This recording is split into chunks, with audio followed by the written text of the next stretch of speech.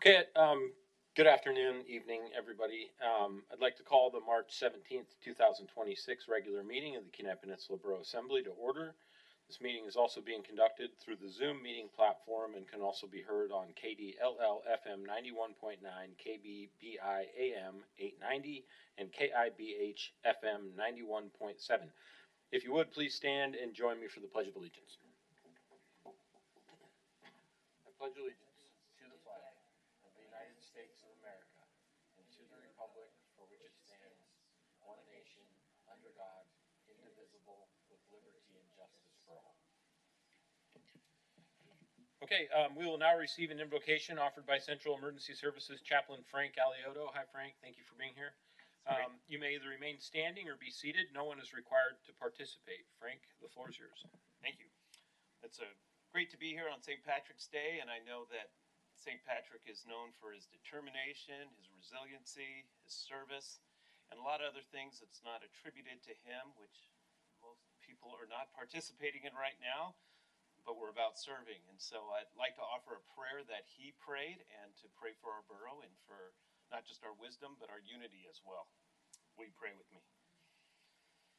May the strength of God pilot us, the power of God preserve us, the wisdom of God instruct us, the hand of God to protect us.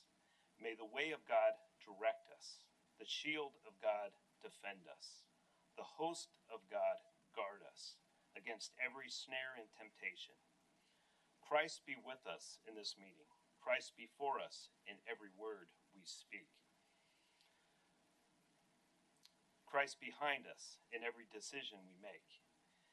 And as this prayer wraps up, may we pray for our borough. May the same God who led Patrick through storm and trial bless, guide, and strengthen it, so that our work today brings peace and blessing to every home in our borough. In your name I pray. Amen.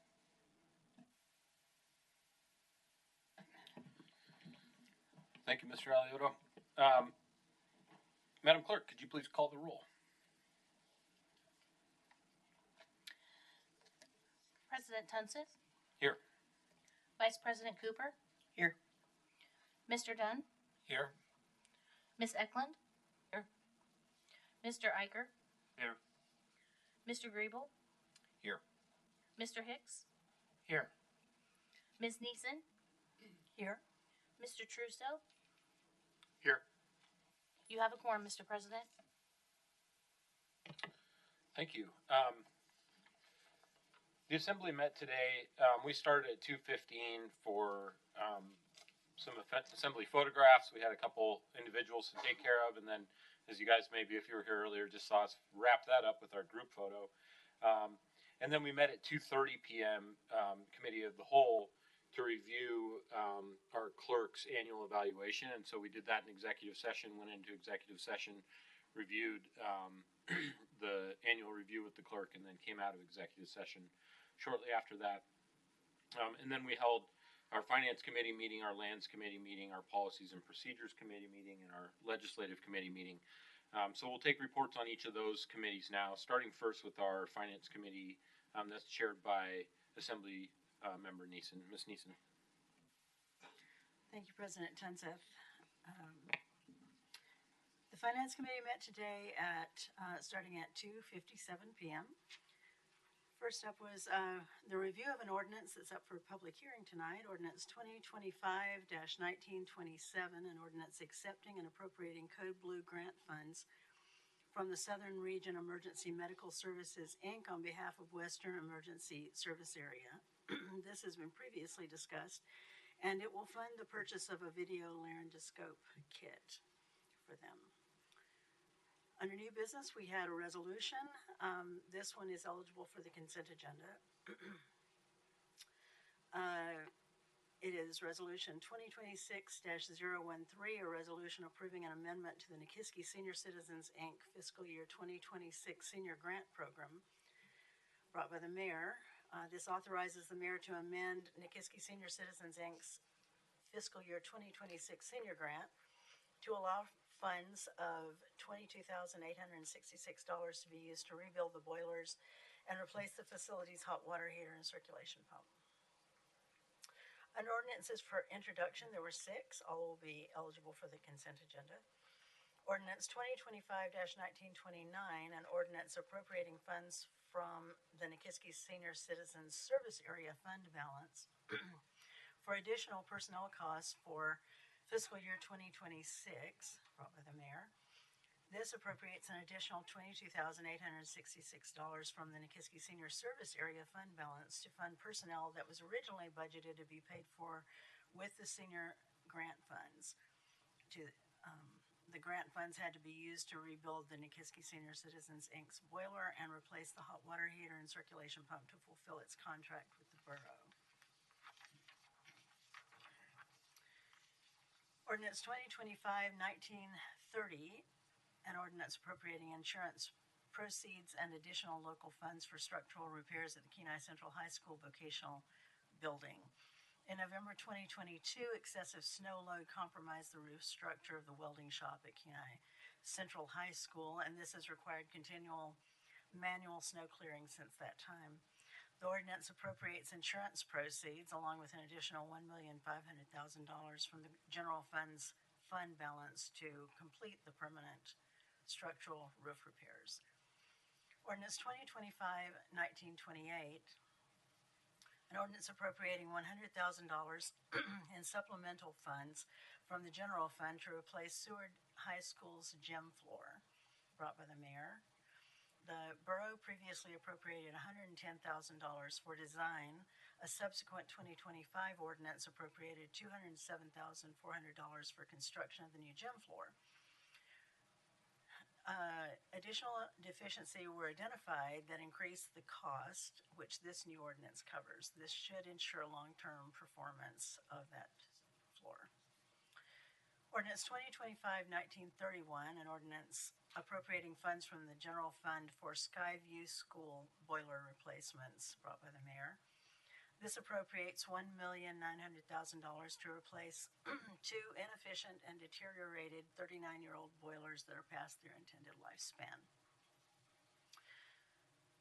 Ordinance 2025-1932, an ordinance accepting and appropriating Code Blue grant funds from the Southern Region Emergency Medical Services, Inc. on behalf of Bear Creek Fire Service Area, brought by the mayor, accepts grant funds of $14,000 and authorizes $19,319.27 from the Bear Creek Fire Service Area Fund balance for the purchase of a Power Pro 2 powered ambulance cot for the 2026 North Star ambulance.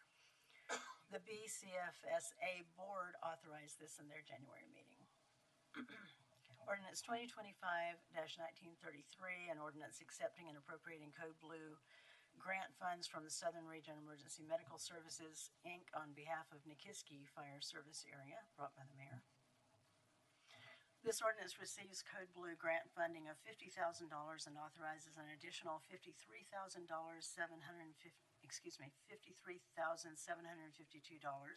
from the Nikiski Fire Service Area Capital Projects Fund for the purchase of a 2026 MedStat 250 base unit utility task vehicle off-road ambulance.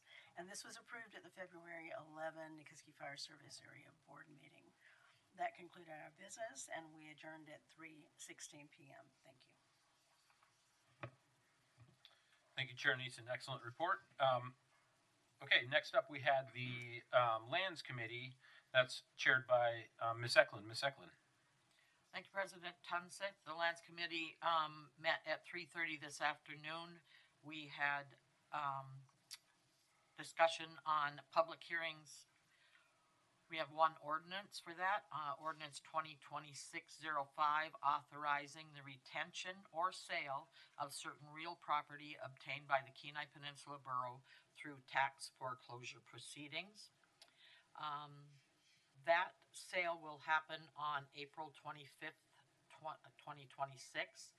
All former owners of these tax properties were notified of the sale and have until 5 p.m. the day before the sale to pay their back taxes.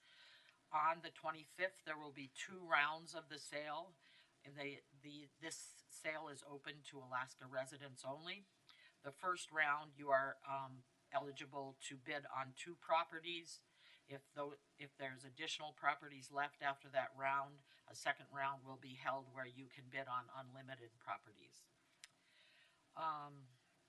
Ordinance 2026-07, authorizing the Kenai Peninsula Borough to enter into a long-term lease agreement with the City of Seward for operation of a public outdoor shooting range.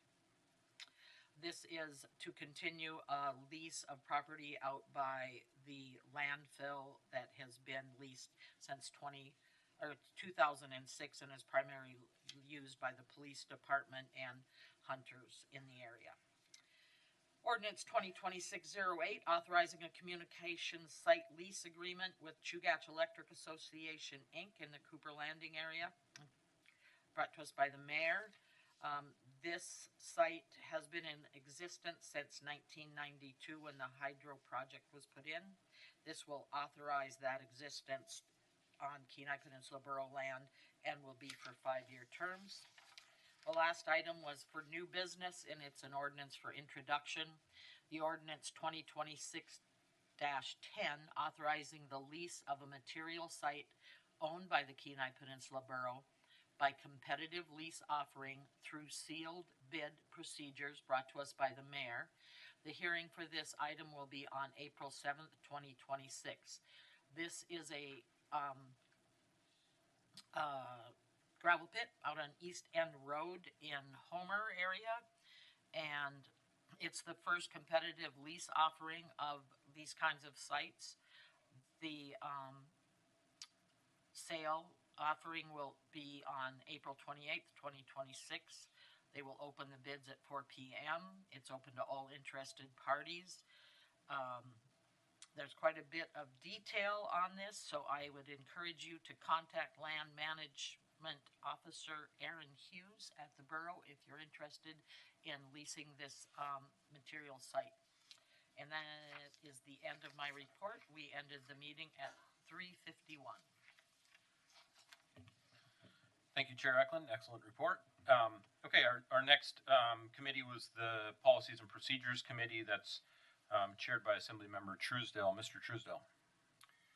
Thank you, Mr. President. We met at 4 o'clock today as Policies and Procedures Committee. We had a couple of public hearings on ordinances. Actually, we started with the annual report from the Records Management Division presented by Ms. Turner. We got a tidbit of the mayor's report, which we'll hear in full at the full meeting today. As I started out, we had 2 ordinances that were for public hearing, both of which are eligible for the consent agenda. The first of which was Ordinance 2026-04, which proposes adopting the 2045 Homer Comprehensive Plan as the official comprehensive plan for that portion of the borough. The city of Homer completed a major update to its comprehensive plan after about a 2-year public process involving extensive community input. The new 2045 plan replaces the previous 2018 Homer Comprehensive Plan, the 2006 Homer Town Center Development Plan, and the 2010 Homer Spit Plan. The Homer City Council adopted the plan unanimously on November 24th, 2025. That was brought by the mayor. Ordinance 2026-06 is an ordinance amending Borough Code Section 17.10.100F regarding methods of disposition. It aims to strengthen and clarify the borough's rules for selling or leasing public land at fair market rates, paving the way for a more structured, competitive lease process in the future. Also brought by the mayor, and that one is also eligible for the consent agenda. We had some new business, 2 resolutions. Resolution 2026-014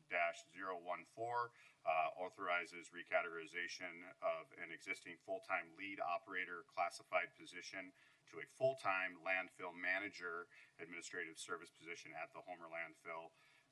And we also approved the job description, or in there was the job description. Again, that was brought by Mayor Machicki. Resolution 2026-012, our Assembly President, Mr. Tunseth, does make certain appointments and nominations to various board and borough and non-borough boards, commissions, and committees. Mr. Tunseth is recommending Ms. Grace Merkis to the Cook Inlet Regional Citizens Advisory Council with a term ending in April 2029. And again, that was brought by President Tunseth.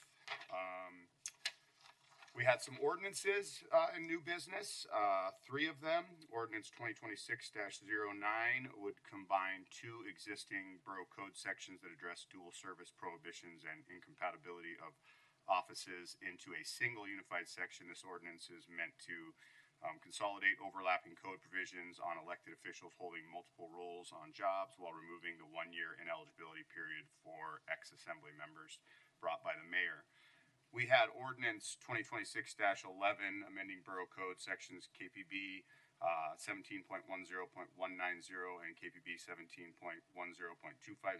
regarding casual use of borough land, brought to us by the mayor, but also requested by the mayor to be pulled from the agenda, so I'll be making that motion at the full meeting. And finally, we had ordinance 2026-12, formally establishing the Department of Public Safety Communications as an official department within the borough's executive branch, as well as establishing the powers and duties of that department. It upgrades the 911 emergency dispatch functions from an advisory board governed system to a formal borough department, eliminates an outdated and inactive advisory board, and ensures continued efficiency, collaborative services, and delivery without changing any core operations. That was also brought by the mayor. That was the end of my committee report. We adjourned today at 4:33 p.m. Thank you, Chair Truesdale. Okay, our final committee meeting of the day was at 4:45 p.m. That's the Legislative Committee, and that's chaired by Assemblymember Dunn. Mr. Dunn. Thanks, Mr. President. Yeah, we did convene at 4:45, and we addressed 4 resolutions. The first was Resolution 2026-015, authorizing fiscal year 2027 federal legislative priority project to construct a Class 1 injection well at the Central Peninsula landfill. So this is a resolution supporting a request to Senator Murkowski's office for a congressionally directed spending project. We've been discussing this for a while. An injection well seems to be a very good answer for dealing with leachate at the Central Peninsula landfill. The evaporation system we have now is got quite a few problems with it, and an injection well, while expensive to construct, would in long term be a much more cost-effective and generally effective measure for dealing with leachate. Next resolution was Resolution 2026-016, requesting the state legislature amend Alaska statutes section 1417-410 to reduce statutory disincentives for school closure or consolidation decisions, sponsored by Mayor Machicki. So this resolution and the following one are meant to deal with some fundamental problems with education funding. The state, as we all know, has been lax in adequate funding for our schools. Former programs of bond debt reimbursement and other unfunded mandates have caused increasing contributions by the borough to keep our schools operating.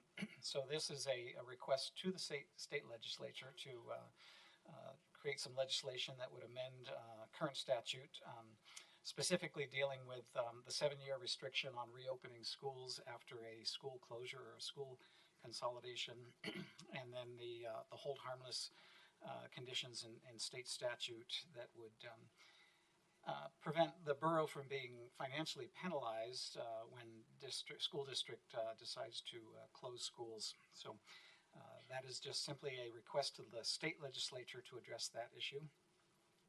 Following resolution 2026-017, is requesting the state legislature to hold the determination of full and true value of the taxable real and personal property under Alaska statute section 1417-510 to the FY26 determination for 3 years. And this was also sponsored by the mayor. And although this also addresses a request to the state legislature to amend current statute, it's addressing property value assessments, but it also is tied to school funding in the sense that increased assessed values for our properties here actually will shrink the state funding to our schools and shift funding to the borough, to our schools. So freezing the assessed values for 3 years is part of a plan to to help stabilize, not only stabilize property values, which will benefit our property owners and taxpayers, but also hopefully be part of a long-term plan for addressing some of the fundamental education funding problems we have in the state. And then finally, we had a lay-down resolution 2026-018, urging the state legislature to pass House Bill 374 relating to the base student allocation, and that is sponsored by Assemblymember Eklund and myself. And House Bill 374 was introduced on March 4th by the House Education Committee, and it basically would increase the student base allocation from the current level of about $6,660 to a level of $7,290.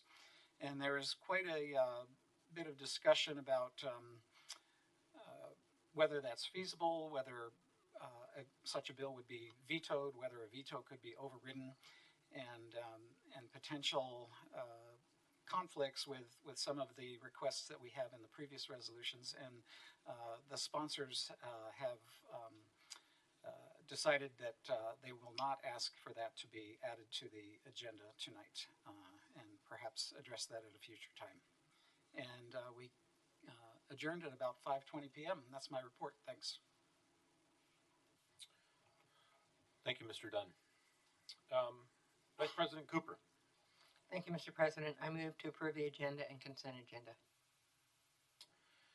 Okay, are there any amendments to the agenda and consent agenda? Madam Clerk. Thank you.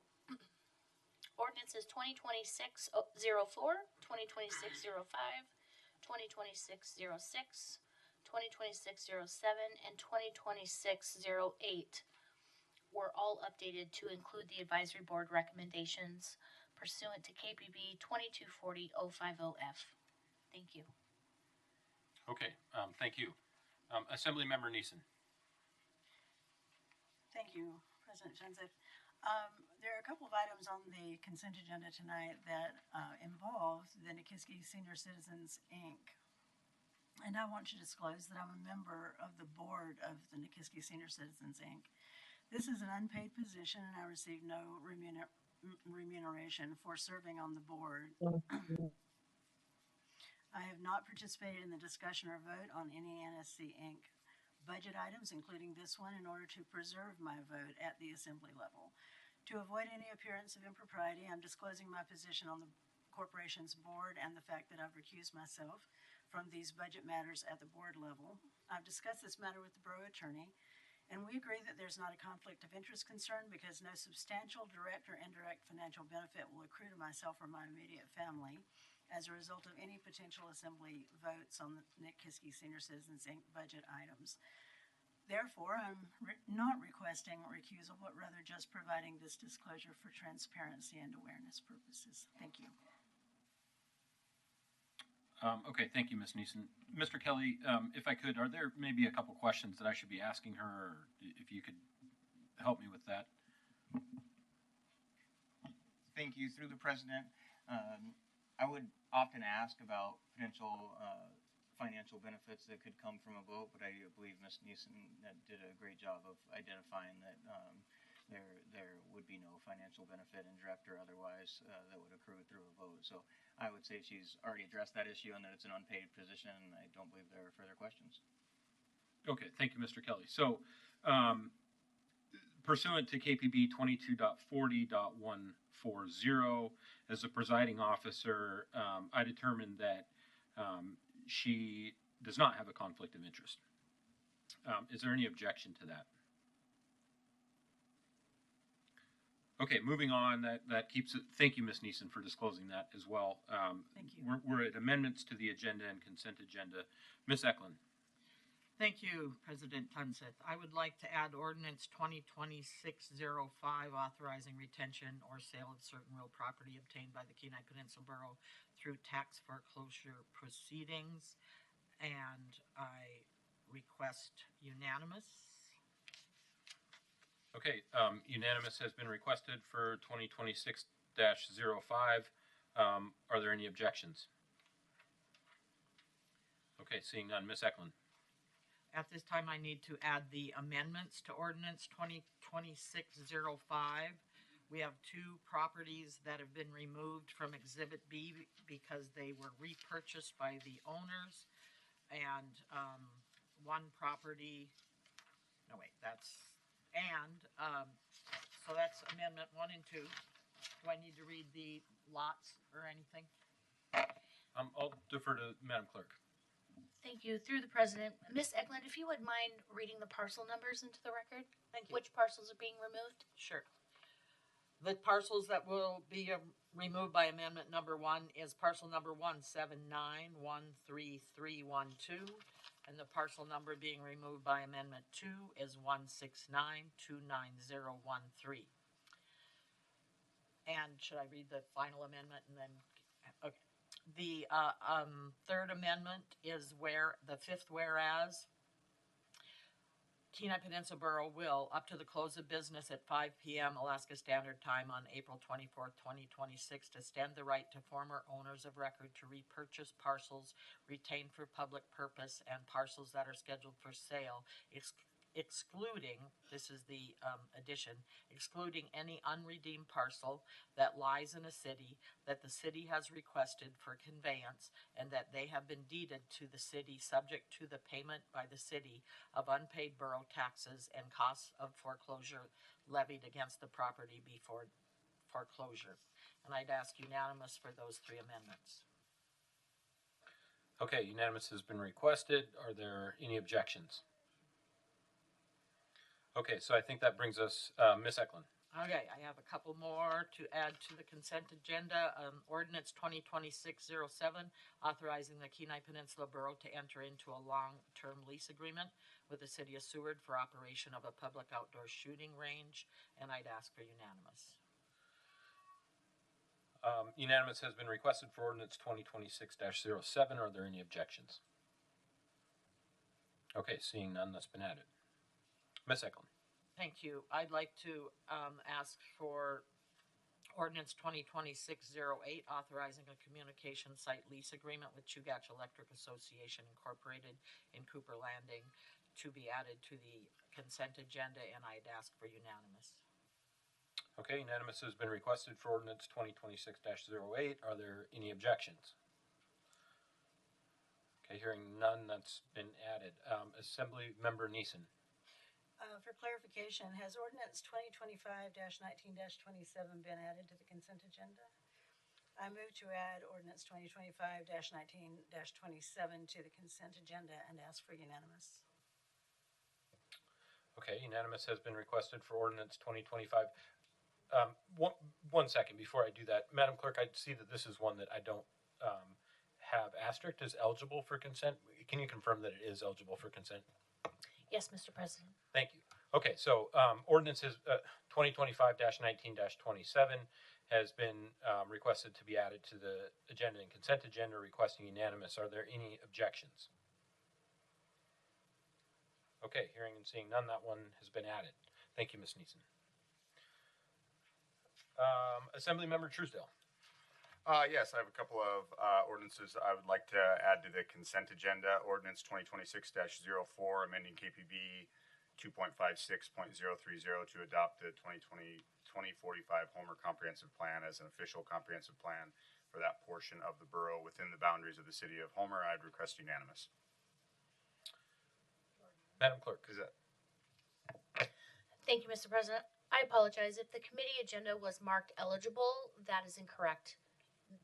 Both of them should not be eligible for consent as they are code amendments. Okay, thank you. Great. I would also like to withdraw ordinance 2026-11 from the agenda. And would request unanimous? Yeah, and would request unanimous. Okay, so the withdrawal of ordinance 2026-11 has been requested from the agenda and consent agenda and requested unanimous. Are there any objections? Okay, hearing and seeing none, that has been withdrawn. Are there any additional amendments to the agenda and consent agenda?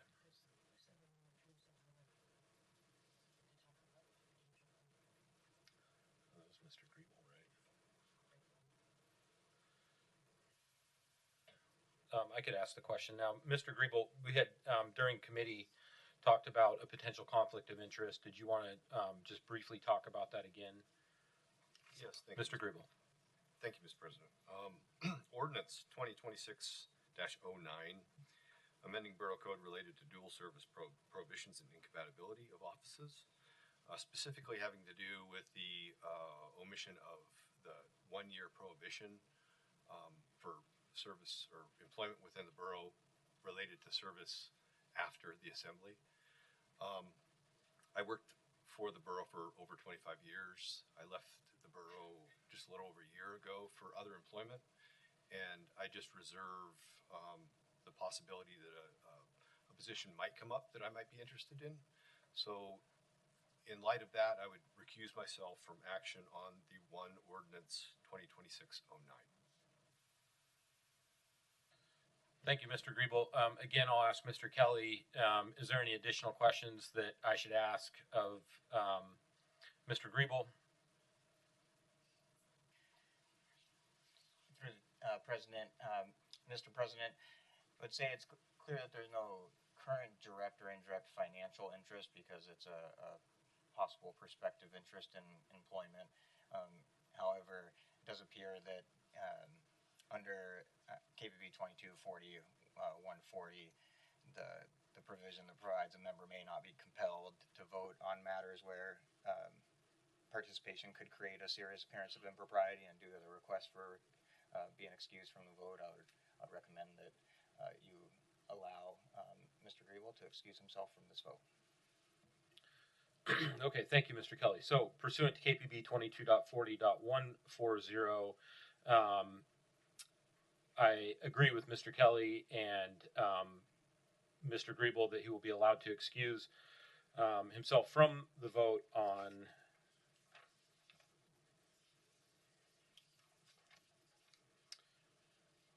ordinance 2026-09. Are there any objections to that ruling? Okay, in a moment, the clerk will read the titles of the items on the consent agenda. After she reads them, you'll have an opportunity to testify about them. All items that stay on the consent agenda will be approved or set for public hearing, whichever is the case when the Assembly approves the agenda and consent agenda. Madam Clerk, could you please read the consent agenda? February 17th, 2026 regular Assembly meeting minutes. Ordinance 2025-1927, accepting and appropriating Code Blue grant funds from the Southern Region Emergency Medical Services, Inc. on behalf of Western Emergency Service Area, sponsored by the Mayor. Ordinance 2026-05, as amended, authorizing retention or sale of certain real property obtained by the Kenai Peninsula Borough through tax foreclosure proceedings, sponsored by the Mayor. Ordinance 2026-07, authorizing the Kenai Peninsula Borough to enter into a long-term lease agreement with the City of Seward for operation of a public outdoor shooting range, sponsored by the Mayor. Ordinance 2026-08, authorizing a communications site lease agreement with Chugach Electric Association, Inc. in Cooper Landing, sponsored by the Mayor. Resolution 2026-013, approving an amendment to the Nikiski Senior Citizens, Inc. FY26 Senior Grant Program budget, sponsored by the Mayor. Ordinance 2026-014, authorizing a recategorization of an existing full-time lead operator classified position to a full-time landfill manager administrative service position at the Homer landfill and approving the job description, sponsored by the Mayor. Resolution 2026-012, confirming an appointment to a non-borough board, sponsored by President Tunseth. Resolution 2026-015, authorizing fiscal year 2027 federal legislative priority project to construct a Class 1 injection well at Central Peninsula landfill, sponsored by the mayor. Resolution 2026-016, requesting the state legislature amend Alaska Statute Section 14.17.410 to reduce statutory disincentives for school closure or consolidation decisions, sponsored by the mayor and Mr. Iker. Resolution 2026-017, requesting the state legislature to hold the determination of full and true value of the taxable real and personal property under Alaska Statute Section 14.17.510 to the FY26 determination for 3 years, sponsored by the mayor. Ordinance 2025-1929, appropriating funds from the Nikiski Senior Service Area Fund balance for personnel costs in FY26, sponsored by the mayor. Ordinance 2025-1930, appropriating insurance proceeds and additional local funds for structural repairs at Kenai Central High School Vocational Building, sponsored by the mayor. Hearing on 4/7. Ordinance 2025-1928, appropriating $100,000 in supplemental funding from the general fund to replace Seward High School's gym floor, sponsored by the mayor. Hearing on 4/7. Ordinance 2025-1931, appropriating funds from the general fund for Skyview School boiler replacement, sponsored by the mayor. Hearing on 4/7. Ordinance 2025-1932, accepting and appropriating Code Blue grant funds from the Southern Region Emergency Medical Services, Inc. on behalf of Bear Creek Fire Service Area, sponsored by the mayor. Hearing on April 7th. Ordinance 2025-1933, accepting and appropriating Code Blue grant funds from the Southern Region Emergency Medical Services, Inc. on behalf of Nikiski Fire Service Area, sponsored by the mayor. Hearing on 4/7.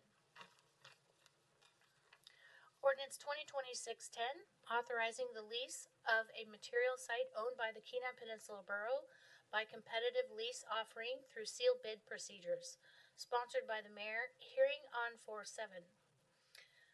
Ordinance 2026-09, amending Borough Code KPB 2.58.058 and KPB 4.30.060 relating to dual service prohibitions and incompatibility of offices, sponsored by the mayor.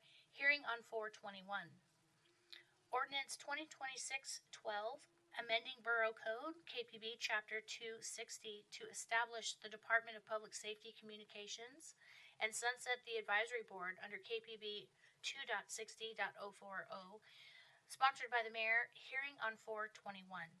That is the consent agenda. Thank you, Madam Clerk.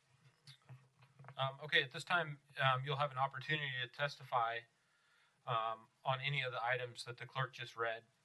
I would just remind people who are wanting to testify, first thing, make sure you push the button so that the microphone turns on, and then clearly state your name for the record and the community that you live in. Is there anybody in the audience that wishes to give testimony on any of the items that are on the consent agenda? Okay, seeing none. Madam Clerk, is there anyone signed up on Zoom wishing to give testimony on any of the items on the consent agenda? I do see a hand raised, however, it is not identified by name. It's called Galaxy S24 Ultra. Okay, that's a sweet name. So I guess Galaxy S24 Ultra, if you'd like to provide testimony on any of the items on the consent agenda, please state your name for the record, and you'll have 3 minutes. I guess my question goes along with the school funding. Okay, so this item will wait until our general public testimony opportunity, and I'll come back to you. Okay, thank you. No problem, thank you. Okay. So is there anyone else on Zoom? I do not see any other hands raised. Okay, again, anybody in the audience? No, okay. Vice President Cooper. Thank you, Mr. President. I request unanimous approval to approve the agenda and consent agenda as amended. Okay, thank you. Unanimous has been requested for the approval of the agenda and consent agenda as amended. Are there any objections to unanimous? Okay, the motion to approve the agenda and consent agenda as amended passes.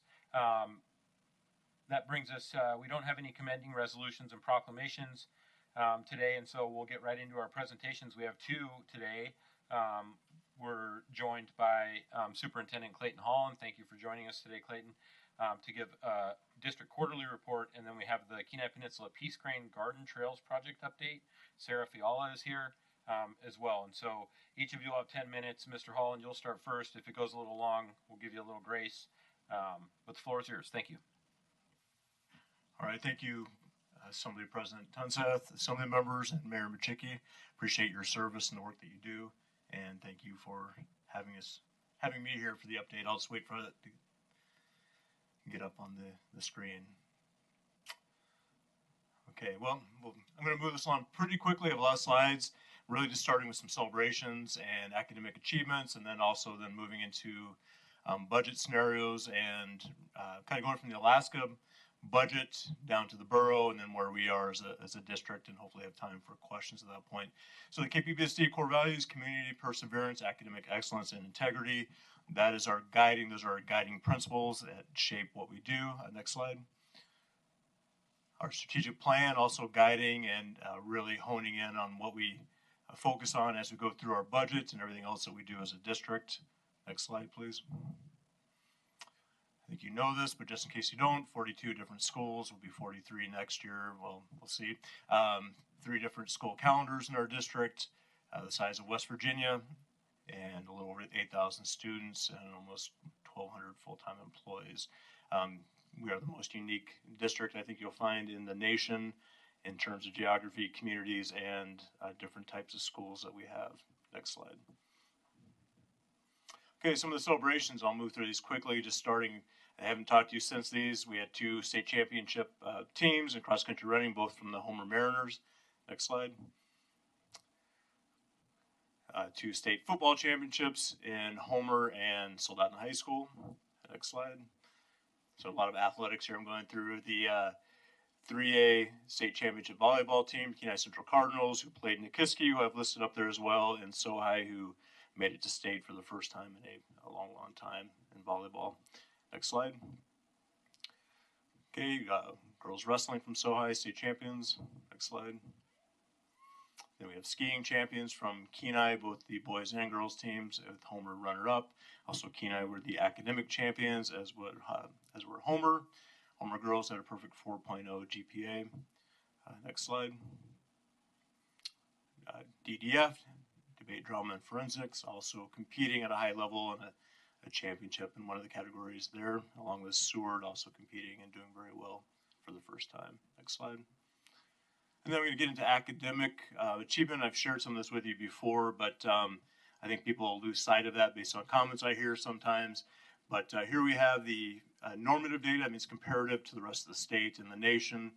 And if you look on the blue column there, surrounded by boxes, the blue means we outperformed either the state or the nation, and the box means we outperformed both. This is in reading with normative data.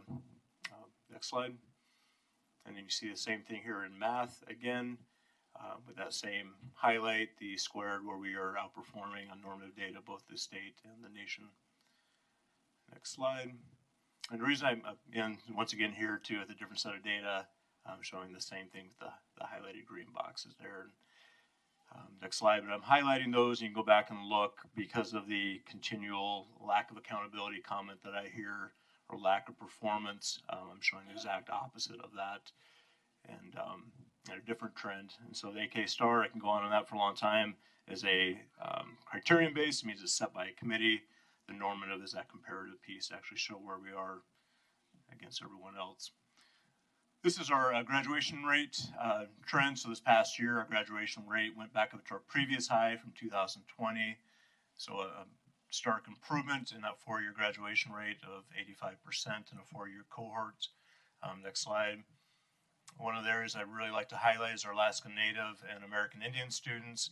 You can see where we were in 2021 at 61% graduation rate. This last year, 81.63, and then you can see in the red the state graduation rate, and then our graduation rate in that same category. And so it's a very marked improvement, and very proud of the work our people are doing to achieve these results. Next slide. Okay, now I'm jumping into the funding aspect, and this is a broad picture, but a lot of folks have not seen this before. A comment that often comes up is first in spending and last in results. I think you've all heard that before. And so what we'll do here is, this is from the ICER study that it's 2023. So you'll see there Alaska ranked, I believe, 7th. I don't have my glasses don't work that far away. So 7th on raw dollars spent on education.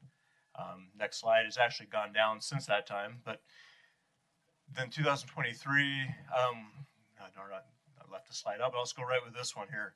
You'll see the Alaska spending on education adjusted to state and national indexes, inflation, cost of business doing Alaska. And so you'll see in 2022, we don't have 2023 data on that. We don't have any further past 2023, but the U.S. average went at $15,633. Alaska, when adjusted to the U.S. average, is $13,657. So just a different perspective. And next slide. And then you can also see Alaska. When you do that, which I think is the slide I left off, when you adjust it for that, we actually drop below the 50. We're below 50% on that level. We're below the average. And here you see against inflation as well, Alaska versus the nation over that same time period. So you can see that, and this is once again to 2023. But just to give an some comprehension on where we are with that funding, when you hear these things said, what that means exactly. Next slide. So you've seen those two. It's kind of the famous pencil chart that ACSA uses, but the pencils represent the funding based student allocation over time. You see that last pencil last year, there was a increase to the base student allocation. That red line above it shows where the BSA would be if it had been adjusted for inflation since 2011. And you can see it's well short, and matter of fact, the BSA would be, once again, I don't have my glasses, CFR really 1,700 something to more dollars to achieve that same level from 2011. So when you have that context of what's happening with funding, look, they just gave you more money, which we greatly appreciate, you can still see where it is in comparison. And I think the other part's not on here. We adjust as a district automatically for enrollment, right? So this is a story separate to itself. The other part's a different part of the story. Next slide. Okay, so just a simple chart of where we are, and I'll talk more about this in just a moment, but the state of Alaska preliminary funding based on enrollment projections, you can see that less than last year, and I'll explain why in just a moment. And then the Borough projection also less than last year as well. So you see that deficit combined is a deficit of 7,809,000 roughly. The cost shift, so next slide, we'll talk about that, but I'll just narrate that. So what's happened for me not listening, I think most of you are aware now, but the real and true taxable value of the Kenai Peninsula Borough has gone up, and somebody can correct me if I'm wrong, but I believe over 30% in the last 3 years. And when that goes up, the way the funding formula has worked, and I can't tell you the magic behind that and all that, but it shifts responsibility away from the state to the borough. So they are saying in effect that you're making more revenue through property tax down here, we are therefore paying you less, and shifts it over. I believe that notice came into the borough and the district in October, late October of this year, around that time. So I'm gonna, I want to be real clear on that. I understand what this means. Like, this is a late shift for all of us, right? For the borough to have that late shift, for us to have that late shift, not planning on there's now $3.5 million that have been shifted over to the borough that we're not going to receive. That for every other district that's not incorporated or not part of a borough, it's an automatic. So that's part of the story that we're facing right now, and the issue that we have as a district. Okay, and then next slide. Okay, once again, I need this glass or have a computer in front of me, but this is on our finance page, And I always encourage people to go to KPBSD Finance page, check it out. You can see, I even include district office cuts in the last 10 years so people can see everything that we have cut. I think some people here know pretty well what that impact has been, but you know, we're a skeleton of what we used to be, but I want everybody to see that. Also to see, this is the chart of accounts where you see exactly where our money goes, and so it's broken down in that graphic. Once again, if you don't have that computer in front of you, it's hard to see, but that large blue area and then the orange area right below that are the basically salaries for certified staff and special education staff in the district. And then you go around as different categories. The one I'll point out, and where is it? The green, is it that little orange sliver? Is the district office administration right there, because that's another area that I think is quite often thrown out about cutting. So just so people have a graphic of where we are with our budget and where it all lands on that. Next slide. Okay, I put this balancing act slide up here just to another thing that we have done to increase transparency in the district is our complete budget being posted on this tool called Balancing Act, where anybody in the public is still available on our webpage, can go in and balance the budget with reductions and see how that is, and we get input then from that of what people think we should do or not do. Unfortunate thing on the input, it's I don't think most people are balancing it by the time they get it to us. So it's, you know, don't do this or don't change that or don't do that. So it's not as constructive, but I think the constructive part of it ultimately is that people can see exactly where everything is, and there's nothing that is hidden on that. Next slide. Okay, so at our last the Board of Education work session, the board looked at all of the options that are available for reductions. The truth, when you go through that, there were without dramatic increases to PTR, pupil-teacher ratio, which ultimately leads to a lot more teachers in all of our schools, to make it balanced without some other areas going first. So the board is doing their best to keep that away from every classroom in the district. And on these are the reductions that if we have the same level of funding from the borough as last year, so status quo from last year, these are still the eliminations that are there to balance that budget. So elimination of our distance education staff, elimination of our middle school reading positions, reduction of programmatic staffing. By programmatic staffing, so you don't know, it's a formula we have that adds electives and career technical education to our schools. It's based on student population. Elimination of certified librarian positions district-wide, elimination of library aid positions, increasing activity fees, where basically the $1 million that we pay in stipends for athletics are covered by those fees, and those fees would come back to the district rather than going to the school to offset their other costs. I don't know if we even put on there, but also the elimination of the travel fee for athletics and activities. Then we have the closure of River City Academy, consolidation of Seward Middle School, consolidation of Sterling Elementary and Tuscany Elementary into Soldotna area schools, closure of the of swimming pools, reductions in travel, operating accounts, and school site supplies, reduction in student support services, special education, and health services, nursing. And then we left, a lot of other things on there, such as reductions in our operating accounts, supply budgets. I feel like I'm missing a few things off that list as well. Next slide. Okay, and I probably put these out of order. I did highlight again, we received this award last year. I received it again for our audit and the work we have with our audit. And I point that out. Sometimes you got to be careful. My daughter said you have to watch when you read the room when you put stuff on social media, Dad. But we put that out there, and I think it drew some scorn. But I think the purpose of that is to highlight that we are audited every single year.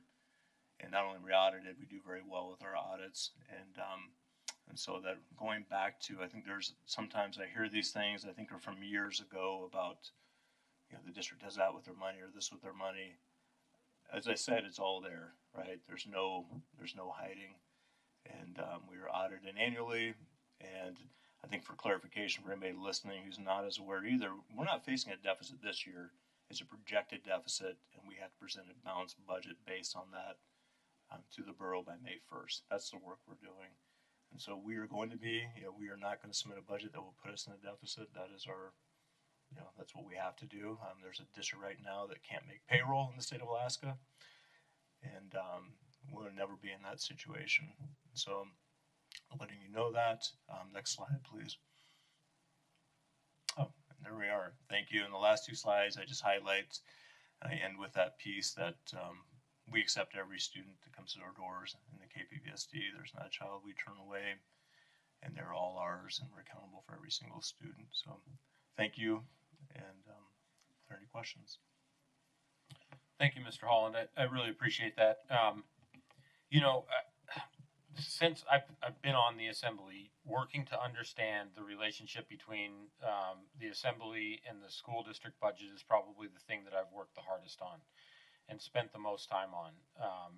I've listened to virtually every one of the finance committee meetings that I can, and the same with the regular meetings. And it's a difficult task every year, and you end up facing a lot of the brunt of that at times.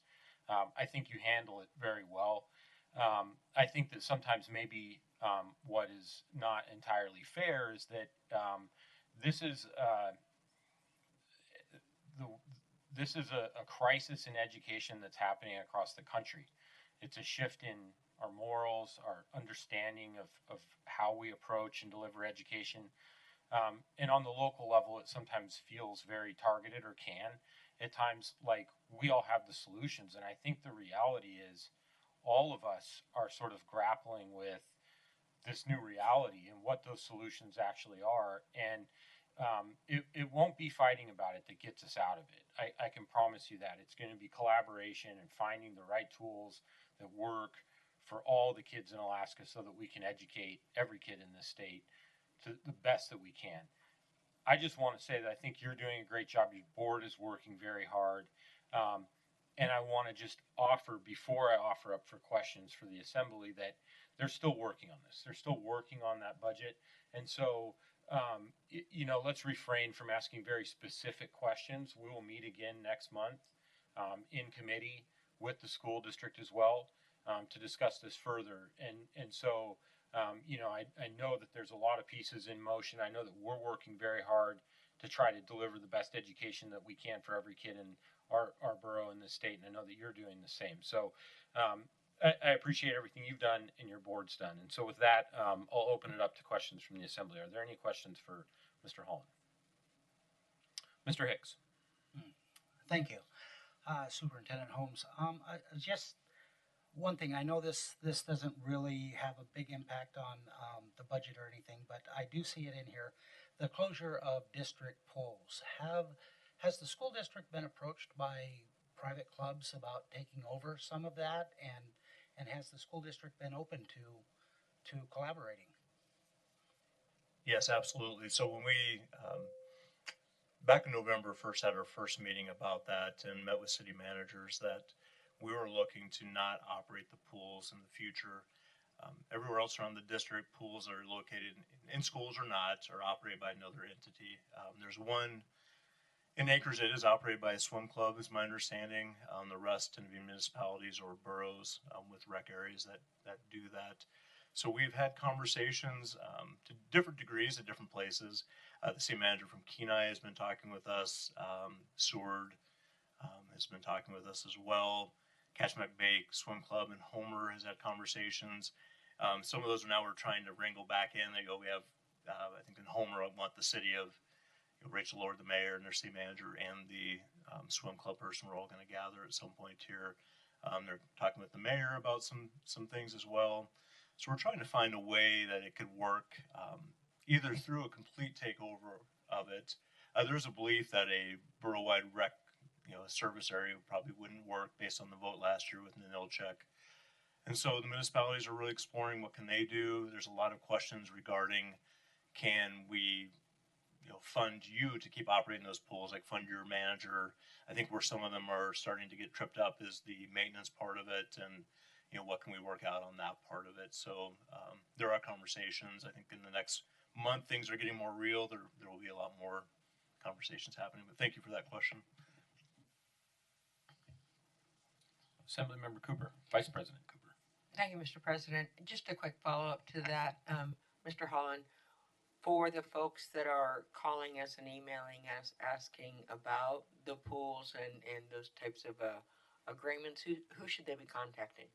Because I keep getting told that it's coming and we'll be having that coming meetings, etc. But June is sneaking up on us, and right now the audience is there before school gets released.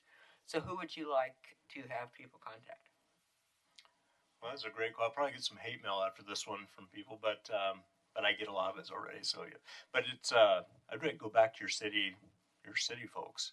You know, where your city manager, your mayor, where are they in those conversations? I'm getting a lot of different input back, which is interesting, and we have to relook at how we communicated that. But we did put it out to them that they're interested in this for their communities, then to reach out to us and start talking. So I've had a few folks say, well, we've been waiting for you, and so we're trying to get that back and coordinated again. I think as it becomes more real for them, that we're putting the onus back on folks. If you want to keep a pool open for your community, then you're going to have to help and step up for that. The majority of the use of our pools is community use, not school use. So, and I will not discount. And I know my next step is hear a lot about, we live on a peninsula and there's a lot of water-related incidents. What we would commit to. I mean, we have a Nikiski pool. We'll have whatever's open, then we will field trip our kids to where we need to get them trained and educated. I will give a shout out to Soldotna for working very hard too. They do have a rec area and they're exploring.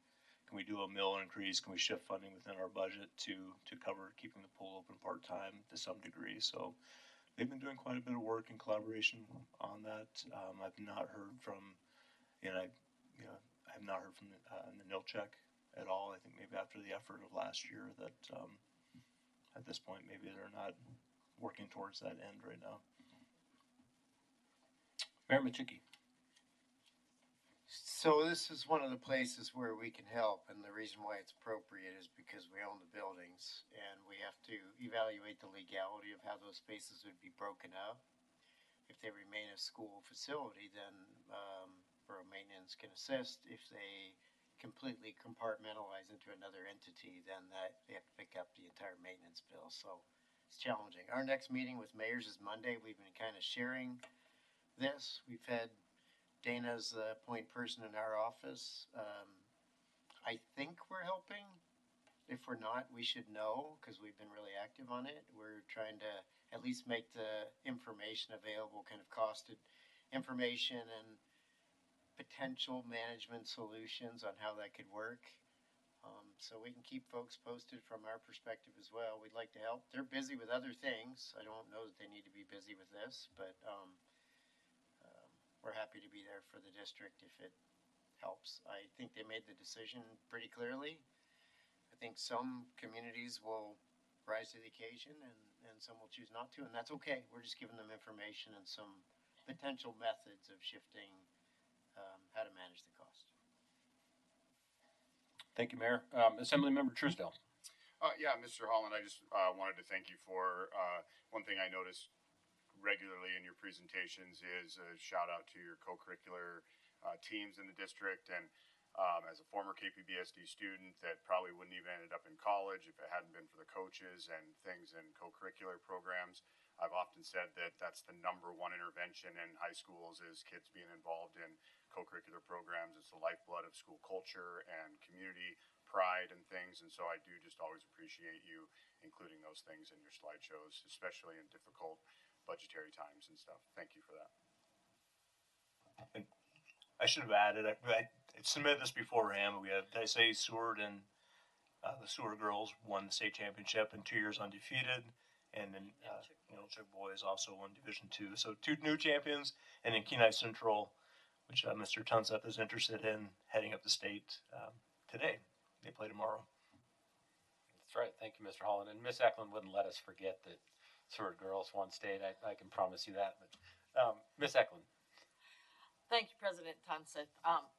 Mr. Holland, thank you for your reports on your audit and that you've get awards for those, and it pretty much says that your revenues and your expenses meet up at the end of the day, are balanced. But we have some other points that have to get balanced in. We have a requirement that there's 22 credits to graduate. In Seward, they've had to use distance ed and electives to meet those 22 credits. In a page 24 of your 26-page report lists that there's going to be a reduction or elimination of distance ed certified staff and elimination of electives and CTEs. So I really want next time to hear how we're going to meet the 22 credits in order to graduate if we're making those kinds of cuts. And one of the things that I listened to the 90-minute Education Committee legislative public hearing on last Wednesday, and everybody wants the schools to be functioning as efficiently as possible because of the dollars are shortening every year. So I would hope that you're bringing how you're meeting the requirements for graduation plus what ways you're becoming more efficient. Thank you. Yeah, thank you, Ms. Eklund. That's definitely a tough challenge. And so, automatically with that cut, we're having to figure out how else we do distance ed, primarily for, or even more rural than Seward, where we have 1-2 teachers. That distance ed piece is how we've been able to meet credit requirements for a number of our students, particularly with math and science, or depending on what the site level needs. So, we're looking at other options and what those could be and how we can tap into things in a different way. How do we use our homeschool program maybe in a way to reverse what we do with that for one-offs, where we have those scenarios? How do we use in-class people in different buildings to then maybe synchronize, do a asynchronous or synchronous with other kids in the district? So we have to be very creative. It's going to be a challenge. In places like Seward too, they've actually gotten much better about not needing that to meet the requirements, but they still use it for quite a bit of the electives there. So we did analysis of each school and how they used it, and it'll be a challenge.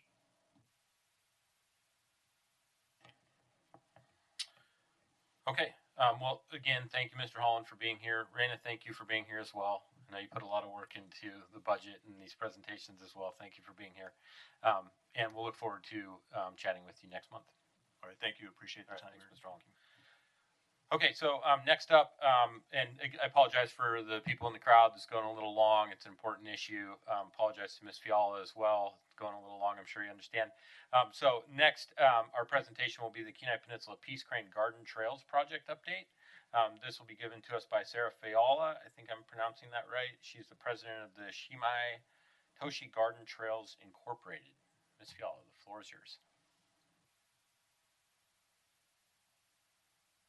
There we go. So if I could get my presentation up, that'd be great.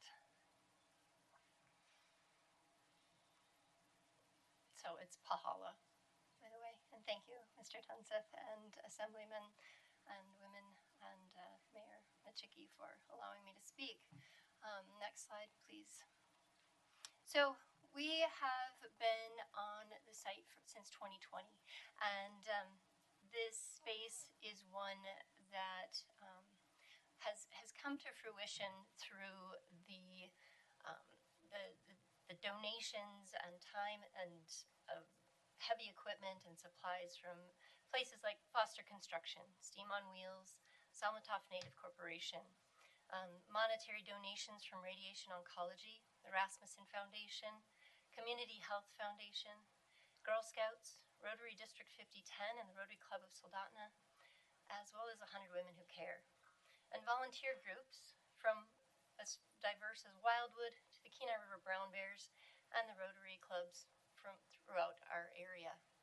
We were able to expand the trails this year with all of the from the donations as well as time and energy of our volunteers.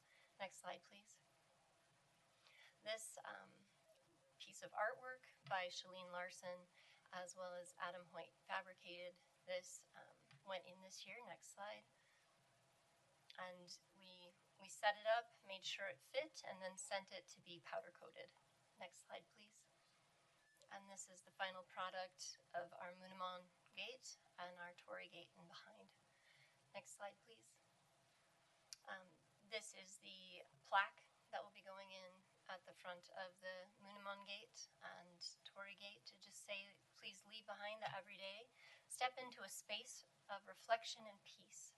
This garden trail invites you to slow down, open your heart, and connect with the natural world around you. And may your time here bring calm and renewal. Next slide, please.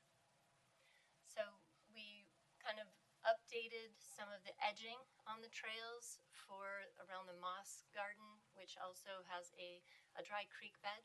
And then we have several donations of irises that have been coming up and kind of are smattered along the trail. Next slide, please. This year we also had a luminary walk in December, and this was an event that brought over 500 people from throughout the borough to the space. We had people from Ninilchik, Sterling, Kasilof, Nikiski. They were all beyond thrilled that the space was there, and we're very excited to experience the space. Next slide, please. These are just some pictures from that event. It was pretty magical, and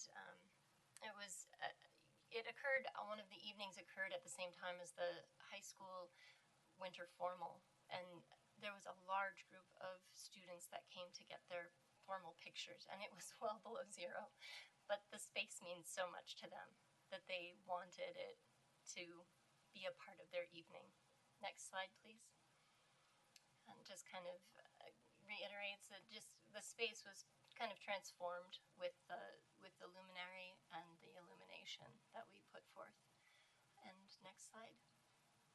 And we had several of our board members put together iced luminaries, including Flossie Foster, Heather Daniels, and Jessie Ruffridge.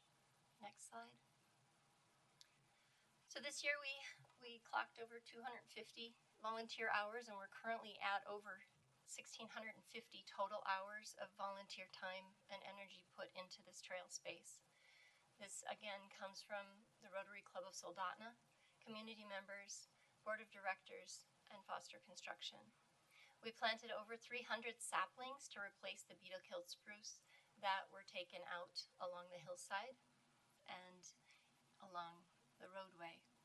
And Wildwood vocational education students are building new benches to replace the ones damaged in storms. We have two benches that were damaged, and they'll be replacing those. Next slide, please. Additional information. So we're planning on adding another CAD-CAM sign from a Kenai Central High School student at the base of the entrance near SoHi. We're working with locals to hold a suicide awareness night at this coming year's Luminary Walk. There was a lot of interest in that as the space kind of encapsulates and kind of supports those that walk through it. We're getting new signs to keep trails cleaned and to kind of help people just raise awareness of their need for them to maintain and manage their pets. And so it's a haiku for you. That leash laws apply here. Please remain on gravel paths and clean up after pets. So pretty simple, straightforward. So overall, the Kenai Peninsula Peace Crane Garden Trails continues to grow by way of user groups. We regularly see a variety of borough community members seeking what our space has to offer, from those on hospice, residents of Heritage Place, the senior center, to the elementary and high school students next door. This space holds a place in their hearts and provides the peaceful environment they are in need of. As we look to the future, we are inspired to explore new options and partnerships. Next slide, please. So that is it. Any questions? Okay, thank you for the wonderful presentation, Ms. Pahala. Are there any questions from the assembly?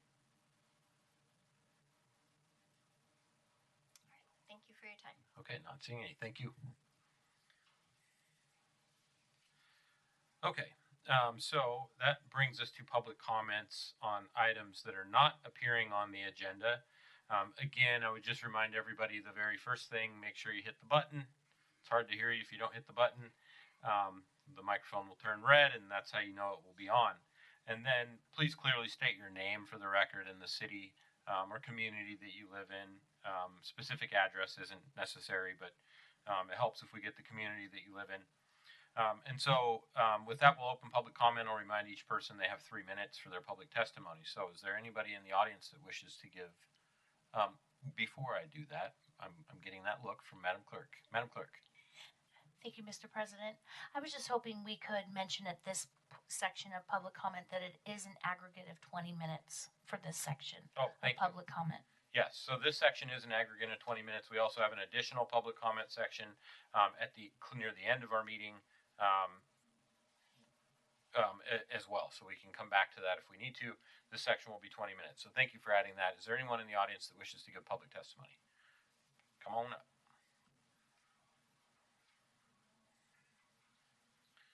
Again, just hit the light, state your name for the record, city you live in, and you'll have 3 minutes.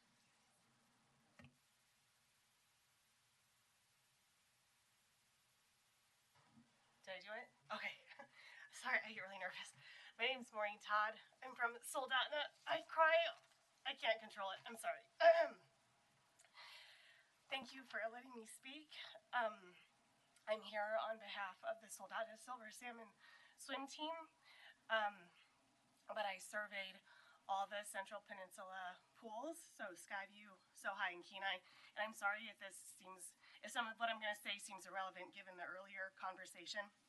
But I just wanted to share the importance of these pools to the community members that utilize them. Kenai offers 6 school programs and serves 144 students per day. They have 13 community programs, including swim lessons, that teach 280 to 300 students to swim every summer.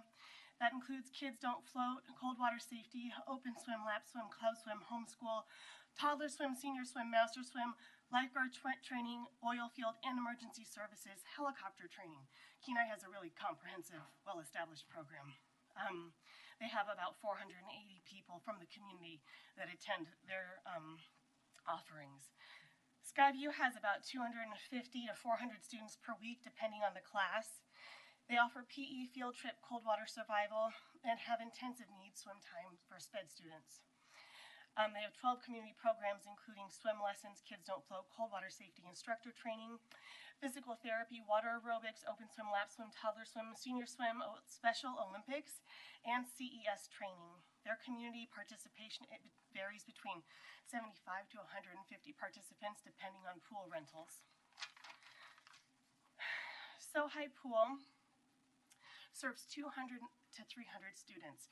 PE, one of the curriculums of requirements from the state is swimming, so they have swimming offered through PE. They also have field trips, private lessons, and special education swim. Their community programs include swim lessons, Kids Don't Float, cold water safety, open swim, lap swim, club swim, homeschool swim, and master swim, and they serve as many as 1,500 community members a month. Alaska leads the nation in drowning deaths. As someone mentioned earlier, I think it was Mr. Holland, that we're all well aware we live on a peninsula. Alaska is a peninsula. There's lots of lakes and rivers. So I think everybody is well aware of the importance of kids learning to swim. We were advised, pool stakeholders that have been speaking in the Central Penn were advised that the best bet to continue to have pools available to our community would be to get it on the November ballot so that the borough would be adopting recreation powers. So I'll be following up with leadership about how to pursue that. Thank you for your time. Thank you. Yeah, go ahead and come up. Again, just hit the button, state your name for the record, city, and you'll have 3 minutes. I think it's already on. Okay, my name is Heidi Stokes, and I live in Happy Valley. So I am the principal at Chapman School in Anchor Point. I'm also a small business owner in Ninilchik and a parent of 4 students who go to KPBSD schools. I'm here tonight wearing all 3 hats because a decision that this body makes directly affects our schools, our local economy, and my children. First, I want to begin with a message of appreciation. Last year, members of the Anchor Point community came to this body with a safety concern for when our students are dropped off and picked up, and this body, they heard our concerns and they took immediate action, and for that we are very appreciative. Our families have communicated that they feel much safer dropping their students off. We no longer have our families waiting on the highway, and we are very appreciative. I do come to you tonight, though, now with another issue. Many of our communities are facing the possibility of closure of their schools. Students are facing the possibilities of losing valuable programs, as Superintendent Holland already discussed. Schools are potentially losing their librarians, and class sizes are slated to grow. At Chapman, despite the fact that our population has continued to grow, that our enrollment has continued to grow, we have already experienced cuts that have had a significant impact on our school. Some of those cuts have led to increased class sizes, the need for multi-grade classrooms, and the loss of both our middle school and elementary school counselors. I understand that some may say that how the school district spends its money is not their responsibility, but I need to be very clear that the level of funding that you choose directly determines the cuts that the district is forced to make. While you may not decide which positions are eliminated, which schools are shuttered, and which students miss out on course offerings, the funding decision itself creates these outcomes. Ownership of that impact cannot be deflected. At the same time, we must take a focused look at revenue. Borough's sales tax that directly funds education has not increased in at least the 19 years that I have been in business. In that time, costs have risen, enrollment needs have shifted, and the expectations for schools have grown. Continuing to fund education at yesterday's tax structure simply does not match today's reality. A possible solution to this that you can examine is modernizing the tax code. You can consider updating the tax cap on a single item from $15 where it states now to $30. These are policy decisions that recognize growth, inflation, and the shared responsibility to have this borough's future at heart. As a business owner, I value fiscal responsibility. As an educator, I value investment in children. These values are not in conflict. Strong schools create strong communities, a strong workforce, and a stable economy. When families see schools shrinking, they leave and businesses follow. Thank you. Thank you, Ms. Stokes. Excellent job on the timing as well. Hit it right on the dot. Okay. Is there anyone else in the audience wishing to give public testimony? Yes, sir. Come on up.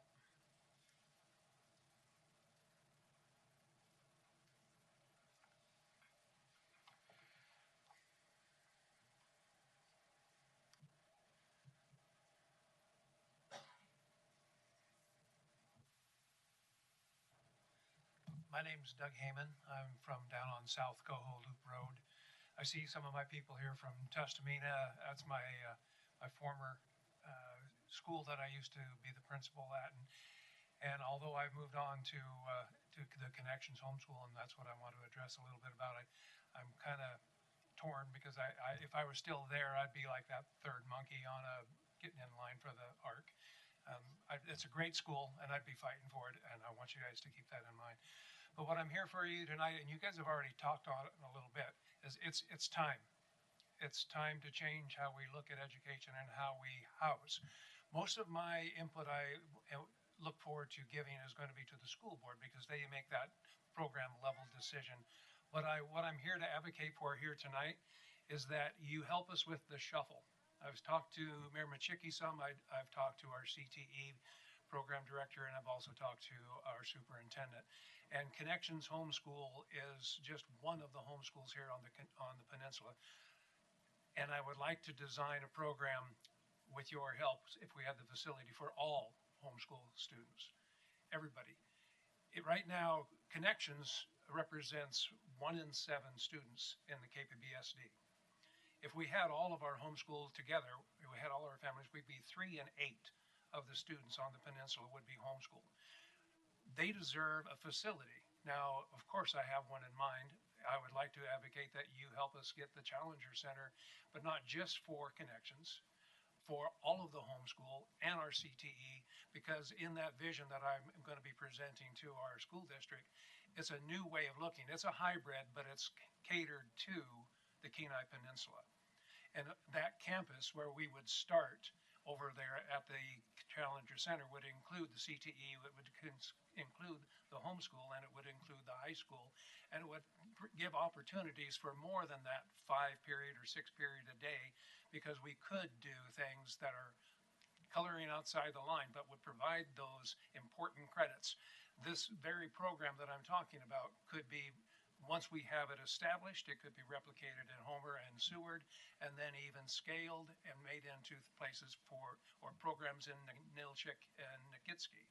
So it is way more than I can do in 32 seconds, but I do urge you to support our school district in getting us into a facility that we can serve all of the homeschool, and we can serve the bigger part of the Peninsula School District, because we would be part of a big whole that would actually make every student's life better. And I thank you for your time tonight.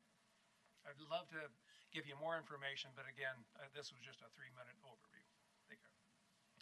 Thank you, Mr. Heyman, for being here and providing testimony. Madam Clerk. Thank you, Mr. President. I have 2 signed up and 1 hand raised on Zoom. Let's go to the hand raised on Zoom first. How about that? That was Miss Danielle Byler, who tried to speak earlier. Okay, of course. Miss Byler, you're up now, so state your name for the record and the city you live in, and you'll have 3 minutes. Thank you. I'm Danielle Byler, and I live in the Nilchik area.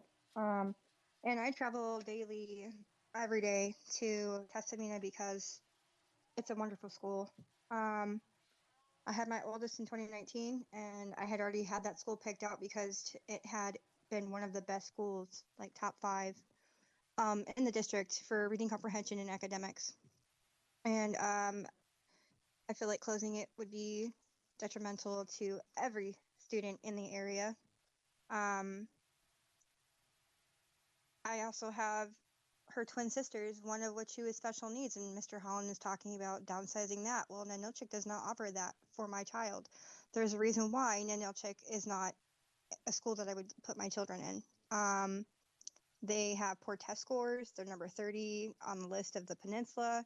I mean, it's just not a school that I find adequate enough for my children to be learning and getting the level of education they need to be getting. Whereas Tastamina is, and I don't know that you guys would be open, or the district would be open to taking kids from Nilchik and having them go to their schools in Soldotna, because honestly, I feel like it's just a ploy from the Board of Education to send all your rural kids to city schools. Another thing that I've kind of put some numbers together here, and I don't understand how the Board of Education is struggling financially when they're making over $1 billion between, everybody getting paid and the allotted amounts they're getting. And they're going to sit there and say, it's not, again, it's not your guys' fault what they do, but technically it is, because you're allotting the money to them. And I feel like they've been spending irresponsibly, and I feel like that there's a conflict of interest between a few members on the Assembly and the Board of Education. Another thing I'd like to bring up is the fact that, we have students that are not going to be getting educated, and you want to travel. You don't want kids traveling to and from, moving, consolidating. You're putting kids in danger. Like the Board of Education, think about it. Like, you're going to move kids from Tastamina to Soldotna. Well, think about the commute time it takes versus everything else. And it doesn't make any sense why they're closing it. My daughter, if they close Tastamina, I would have to, I'm not going to Nilchik. I will put my kids in homeschool. I will also then be forced to drive my children, or my one child who's special needs, to occupational therapy, physical therapy, and speech therapy, because that is what she requires. And I just feel like if you guys are going to award money to the district, you should probably look a better look a little bit better into what they're actually spending on, because what they show you is one thing, what they tell you and do is another. Again, I'm not happy about the decisions that they're wanting to make. I don't think anybody really is, and I understand everybody wants to, congratulate the superintendent for his however he does everything. But ultimately, it's the Board of Education itself that is the problem. Okay, thank you, Ms. Byler. Your 3 minutes is up. Did you have just a quick follow-up closing? I mean, I'm just saying. I think everybody needs to be investigated, and that's my take on it. Thank you. Okay, thank you, Ms. Byler, for providing testimony. Okay, you said you had a couple people signed up. Let's go to those. Thank you. The first one I have signed up is also on Zoom. Beth White. Am I pronouncing that correctly? I think that sounds right. She's the city mayor of Homer. Is that right, Ms. White? No. That is the correct pronunciation, and I'm no longer the mayor. No longer the mayor. Okay. You'll have 3 minutes, Ms. White. Okay, thank you. As you said, I am a resident of the city of Homer, and this evening I'm here as the secretary for South Peninsula Hospital's operating board. 2026 marks the 70th anniversary for South Peninsula Hospital. We opened our doors July 1st of 1956 as Homer Hospital and Health Center as part of the Kenai Peninsula Borough, part of the Kenai Peninsula Utility District before statehood. And at that time, we housed a dental clinic, a medical clinic, a public health clinic, and a 2-bed hospital. We've come a long way since then, with thanks to the borough for their support and to our community and service area residents. I've lived in Homer since 1973. Both of my children and 2 of my grandchildren were born in this hospital, and my husband was born in Homer in 1962 in the original facility. As a longtime resident of Homer, I've served our community both as a city council member for 8 years and as the mayor for 4. I have long been a supporter of the hospital and Homer's excellent medical community. I joined the hospital board in 2020 to further that support. The hospital's operating board is made up of 11 service area residents, and we have open meetings each month. Attendance is possible in person or by Zoom. Our next meeting is scheduled for 6:30 p.m. on Wednesday, March 25th, and you can find the meeting information and Zoom link on the hospital's website, spHOSP.org. In response to service area residents' need for more information and details about the strategic and long-term plans for the hospital during and following the 2024 bond vote, we have been offering community conversations and presentations to share hospital plans and to get feedback on that plan and any other related hospital issues. It is your hospital and we want to hear from you. We also have 2 public meetings. One was in Homer and one was in Anchor Point, and they were well attended. We appreciate the participation and attendance of Mayor Machiki and his staff, and also Assemblymember Cooper. Presentations have also been provided for local business clubs and other meetings. Our next community conversation is going to be a lunch and learn, and it's going to be tomorrow, Wednesday, March 18th, at the Community College here in Homer. Our doors open at 11:45 a.m. The program will start at 12:15, and lunch is being provided. The hospital board and leadership will share information on our future plans with the community, and we look forward to hearing what the people have to say about the plans and anything else that's on their minds about their hospital. Please join us tomorrow, Wednesday, March 18th, for the lunch and learn at the college. We'd also like to see our assembly members as well if you have time. If you can't make it, but you're still interested in the information, you can visit the hospital's website, again, at spHOSP.org, or go to the strategic plan page to find the materials, Zoom recordings, and a feedback form. If you're interested in coordinating a presentation for a group or an organization, please contact Dorotha Ferraro. She is our Public Information Officer at 907-399-6212, and she will get it scheduled for you. Again, thank you so much for this opportunity to speak. We appreciate everything that the borough has done for the hospital and your continued support. Fantastic. Thank you, Ms. White. I appreciate the public comment. Thank you. And the kind words as well. Appreciate that. Okay, who's next on the sign-up list? Thank you. I have Maureen Todd. She went first, right? Oh, Yeah. sorry, I didn't mark you off my list. She knew what she was doing. She got up there first. Yeah. I apologize. Thank you. Okay. So no one else signed up on the list then? I have no one else signed up. Okay. Are there any other hands raised on Zoom? Not seeing any. Okay. Is there anyone in the audience? Yes. Come on up, please. Again, hit the button, state your name, city you live in. You'll have 3 minutes.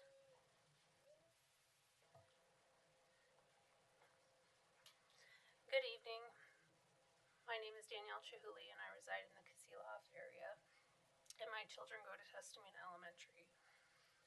Thank you for allowing me to speak this evening and listening to the community voices. The CAP matters. Funding the Kenai Peninsula Borough School District to the full allowable local contribution is the only realistic way to prevent closures like Testamina amid this year's $8.6 million shortfall. Without it, painful cuts become inevitable. Testamina is the heart of Kasilof, our only civic hub for events, gatherings, and emergency shelter. Shutting it down erases our community's identity, leaves rural taxpayers feeling like we pay borough taxes without fair support or representation. Economically, a local school draws and keeps young families bolstering property taxes, property values, and borough's tax base. But the tax base depends on fair, uniform assessments. The last dedicated audit of the assessing department in 2017 found issues with uniform treatment of taxpayers and inadequate training for land valuation, leading to inconsistencies. Years later, many of us still see uneven treatment across properties, and the borough only physically inspects every 5 years, meaning valuations can lag or vary unfairly. With recent sharp increases like the borough-wide 34% rise over 3 years cited by the mayor, this raises serious questions about equity today. Auditing the department now and ensuring fair assessment increases for all would rebuild trust, correct inconsistencies, and generate more reliable property tax revenue, providing much needed additional funding for our schools without disproportionately burdening individual families. This supports long-term economic health and helps close budget gaps for education across the peninsula. Safety concerns remain long bus rides to Soldotna on the dangerous winter Sterling Highway and add real risks and hardship for our young kids, not just inconvenience. Are short-term savings worth those dangers and extra costs? Testamina is a high-performing school with small classes, multi-generational roots, and proven success. Don't break what works. It's a model community school. In closing, our children should not have to suffer the consequences of the borough budget shortfall. I'd rather pay higher taxes through fair and equitable assessments than let them face the fallout. They need good quality education and a safe way to get there. Please fund the maximum cap this year and consider calling for an updated audit of the assessing department to promote transparency, fairness, and stronger school funding. This shows rural areas like Kasilof matter and prioritizes our kids' education, safety, and equitable taxation. Thank you. Thank you, Danielle. I appreciate your testimony. Madam Clerk, we're at the 20-minute mark. Okay. Okay, so at this time we'll close public testimony. You want to take a break? Yeah, I think we should. Okay, so we'll close public testimony. I'll remind the audience there will be another time later in the meeting. We'll just take a short 5-minute break and come back. Let's make it 7-minute break. We'll come back. Oh, now it's 6 minutes.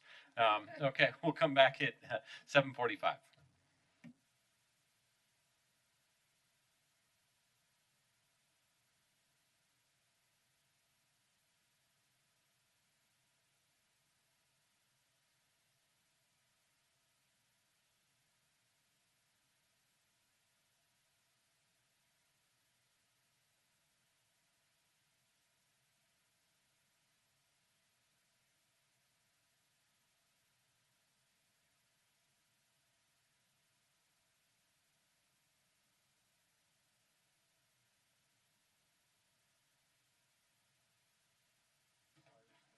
Okay, the time is 7:46. We'll come back on the record. Tough to have a mayor's report without the mayor, but he's joined us, so looks like we can get to that point of the agenda.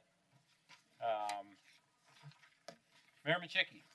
It may have been more interesting, Mr. President. It might have been. You guys could have just filled in the blanks. Right. Busy, very busy time of year. Union negotiations. We have a great team. They have a great team. I think things are going relatively well. As we'll see. Not there yet. Getting close. Everything's budget, budget, budget. We have regular budget meetings. Everybody knows the rules. Everybody's coming in around those rules. Certain people have different things that they want, but they understand that if their piece of the budget goes up, they have to find another one to go down. And I'm just really amazed at how well our directors work together in that. When you have clear expectations and really good people, they'll make it work. So I'm always grateful for who we have. Went to AML. I ran a couple of panels. It was great to see our new assembly members there. Several meetings there with Glenn Farn and others. I'm going to wait till the end of this report to talk about how that's going.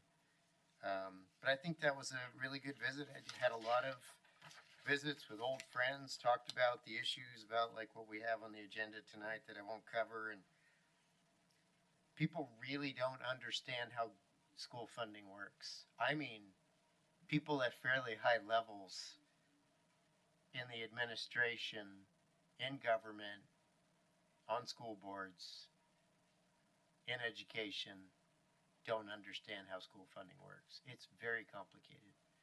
And part of what you're going to be dealing with tonight is part of what's broken about the funding formula and base student allocation calculations.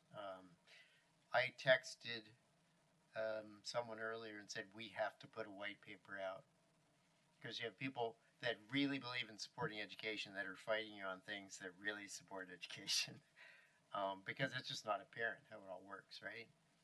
But I think we'll try to get that out regularly.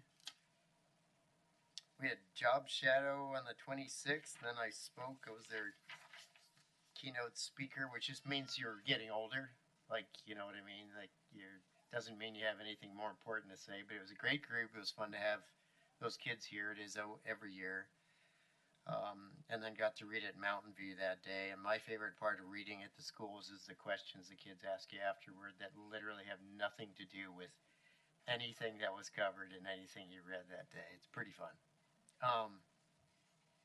The property tax working group, there are two of them. One is with AML that we kicked off on working with these issues when I started bringing up the 5% cap thing.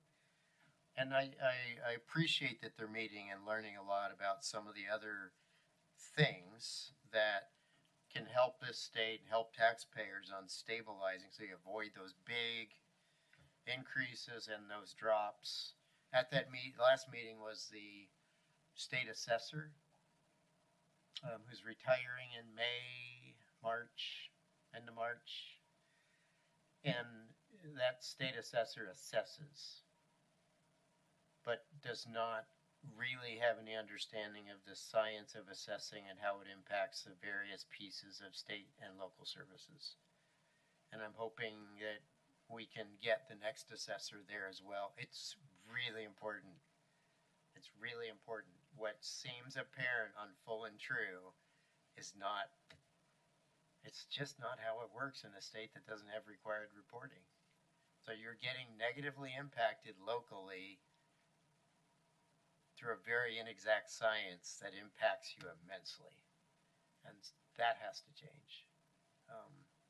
So, thank you for supporting the resolution, and hopefully these others tonight, they do make a difference on not only hopefully making a change this year, but helping lawmakers and policymakers to understand the depths of how that all works.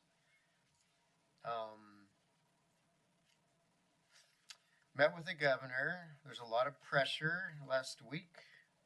A lot of pressure from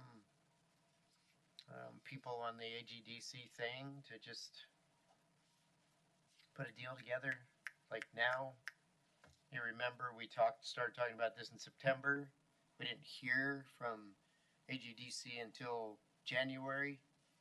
While they were already in session, they already had a bill written up. I will fight to make sure that our taxpayers do not subsidize the Alaska LNG project. It doesn't work that way. And it has been the way participants in that project have operated in the past. We have enough cost shifting toward the borough that we simply can't afford to subsidize that project. Doesn't matter how supportive you are, a fair deal is a fair deal. And fair deals are hard to do quickly, so we want to make sure that we have our costs covered for our community, and we're aware of the other benefits to everyone, but they shouldn't come along with a subsidy from small communities along the way. And there's 5 of us that are meeting: North Slope, Denali Borough, Matsu Borough, Fairbanks North Star, and the Kenai Peninsula Borough. All will be significantly impacted by that project. That was the entertainment at Chamber on the 4th. Lots of good questions. I think that went well and helped people understand some of our challenges today and going forward, and the importance of budget discipline.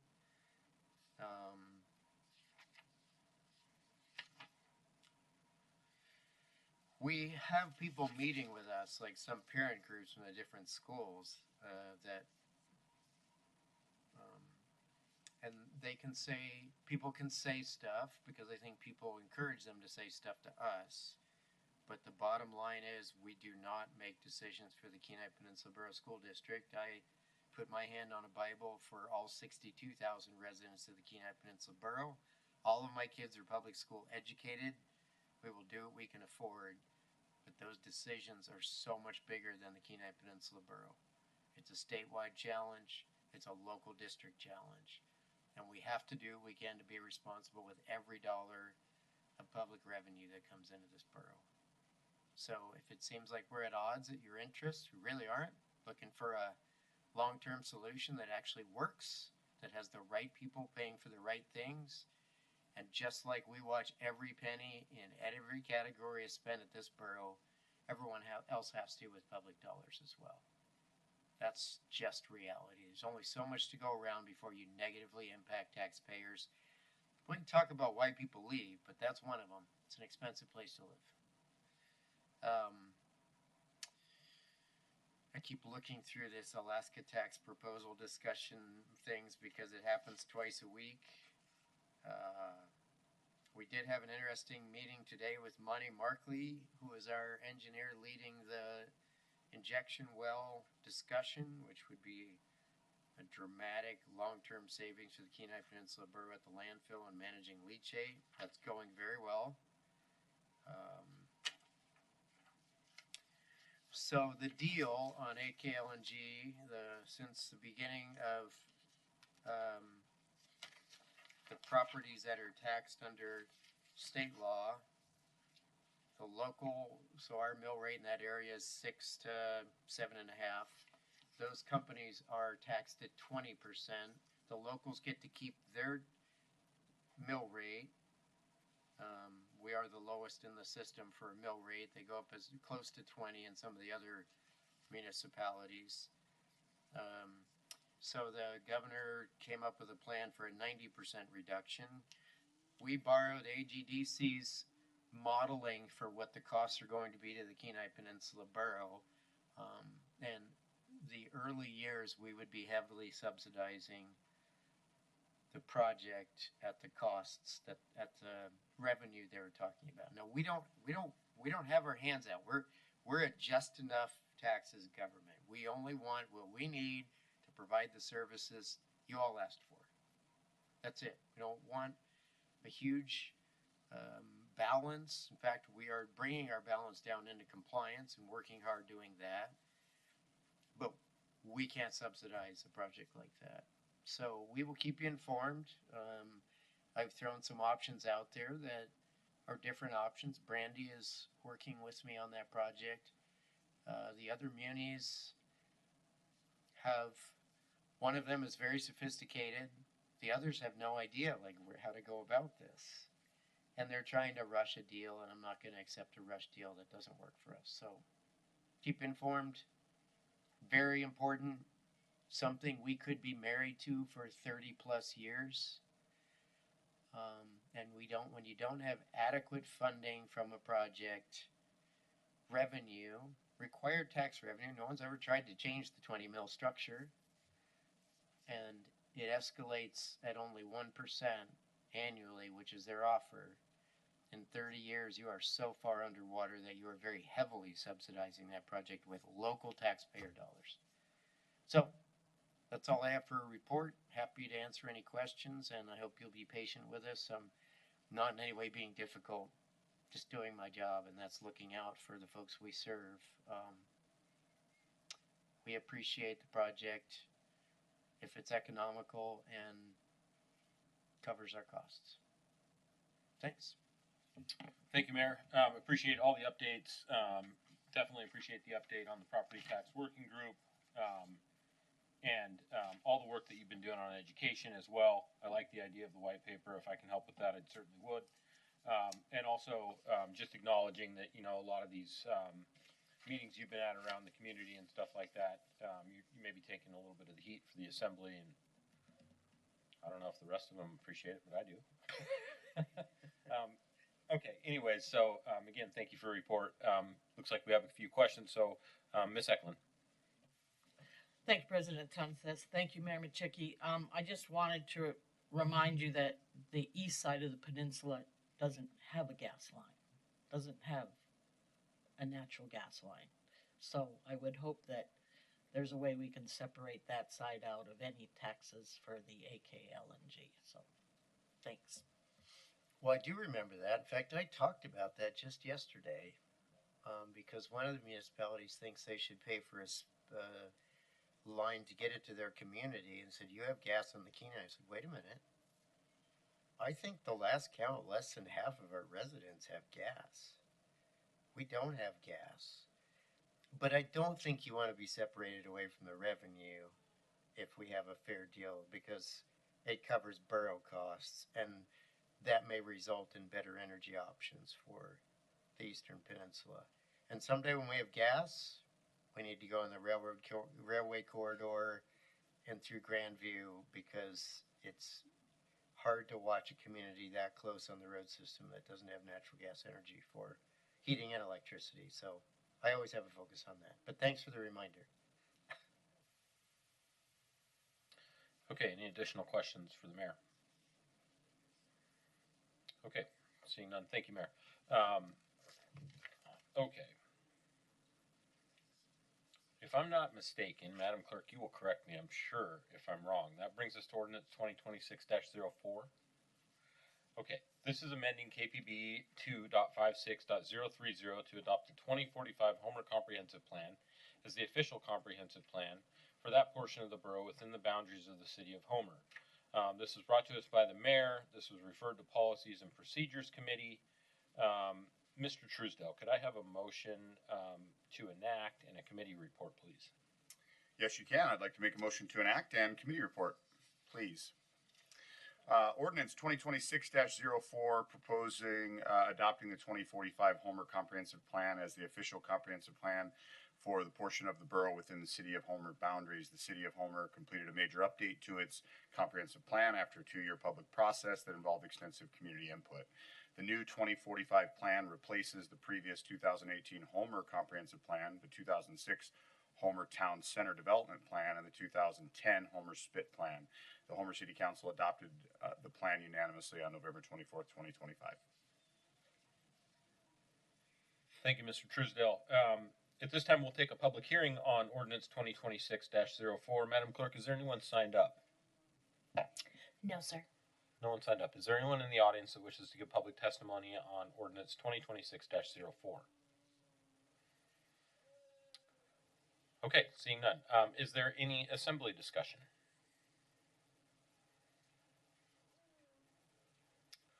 Okay, Seeing none, Mr. Dunn? I'd request unanimous. Thank you, Mr. Dunn. Unanimous has been requested. Is there any objections to enacting ordinance 2026-04? Okay, seeing none, that is enacted. Next, that brings us to ordinance 2026-06. This is amending Borough Code section KPB 17.10.100F regarding methods of disposition. This was brought to us by the mayor. This was referred to Policies and Procedures Committee. Again, Mr. Truesdale, could I have a report, please, and a motion to enact? Yes, I move to enact, and committee report, please. Ordinance 2026-06 is an ordinance amending Borough Code section 17.10.100F regarding methods of disposition. It aims to strengthen and clarify the borough's rules for selling and leasing public land at a fair market rate, paving the way for more structured competitive lease processes in the future. Thank you, Mr. Truesdale. We have a motion to act. At this time, we'll take public hearing on ordinance 2026. Madam Clerk, is there 2026-06? Madam Clerk, is there anyone signed up? No, sir. No one signed up. Is there anyone in the audience who wishes to give testimony on ordinance 2026-06? Okay, seeing none, that brings us to assembly discussion. Is there any discussion from the assembly on ordinance 2026-06?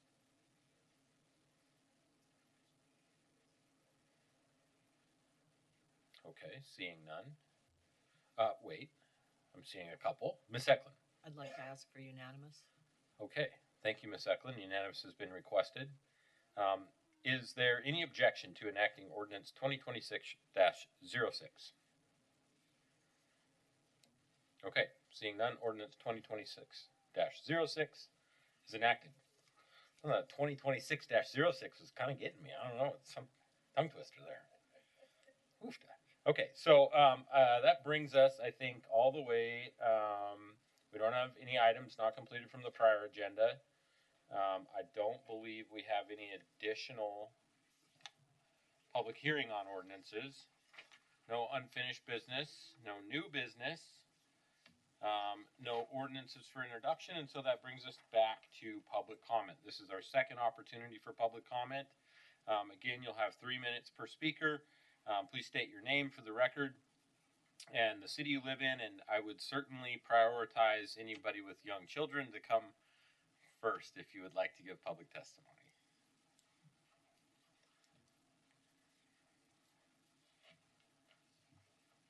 My name is Casey Broussard, and I'm from Nikiski, and I have a little thing I prepared to read.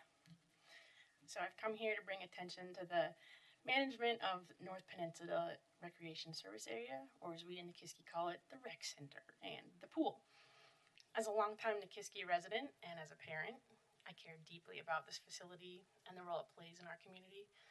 I want to raise a concern that I've been hearing from both staff and community members, that North Penrec is beginning to feel less community oriented and more difficult to engage with.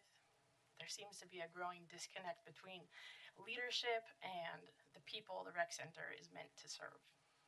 I've also heard statements suggesting that management believes the community doesn't know what it wants. I would respectfully disagree. The people of Nikiski do know what they want. We live there, raise our children there, build our lives there, and we care about the rec center because it belongs to our community. I'd like to highlight a specific example that reflects this broader concern. For many years, people of all ages have been enjoying the hot tub at the pool. Young children have been accommodated by sitting on the edge near their parents and putting their feet in the tub to warm up. I myself remember doing this as a child, and my children too have enjoyed using the hot tub in this way. Recently, that practice has been fully restricted. Management has decided to enforce a policy that doesn't include all age groups. When a long-standing, safe, and widely accepted community practice exists, management should find a way to adapt policy to match that usage, not the other way around, highlighting a larger issue. Management should be attending to the wants and needs of the community, not disregarding the very people they are intended to serve. This is a small example, but I think it speaks to a bigger question about whether decisions by management at the North Penn Rec are truly being made with the community in mind. A community center should feel welcoming, collaborative, and responsive. When that starts to shift, it's worth taking a closer look. I want to see the rec center succeed at truly reflecting the community it serves once again, and I hope you all do as well. Thank you. Thank you, Ms. Broussard. Appreciate your public comment. Okay, is there anyone else who wishes to give public comment? Yeah, come on up, Marnie. No.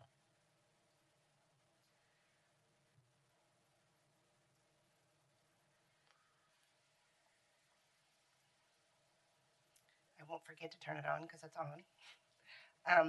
My name is Marnie Alcott. I live in Sterling, and I sent this letter to you guys all yesterday, but I just wanted to read it just in case. I know you guys have been inundated with emails, and it might be difficult to get to all of them.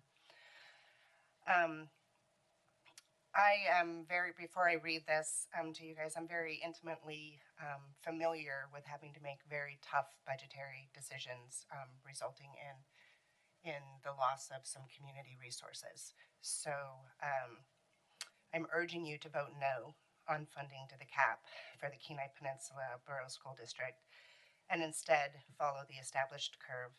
As elected officials, you have a fiduciary responsibility to the taxpayers of this borough. Continuing to fund the school district to the CAP is not sustainable and ultimately places increasing financial burden on the residents and families who live and work here. Every household, business, and organization in this borough must adjust when revenues fluctuate. The school district should not be exempt from the same financial realities faced by the taxpayers who fund it. Responsible budgeting requires prioritization, efficiency, and difficult decisions just as the families of this borough must make in their own homes. Funding to the CAP year after year, regardless of economic conditions, signals a willingness to shift the financial consequences of unchecked spending directly onto the citizens of the Kenai Peninsula.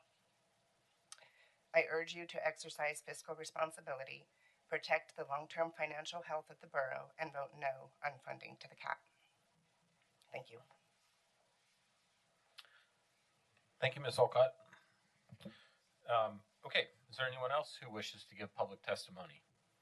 Yes, Greg, come on up. Good evening. My name is Greg Wolcott, resident of Sterling.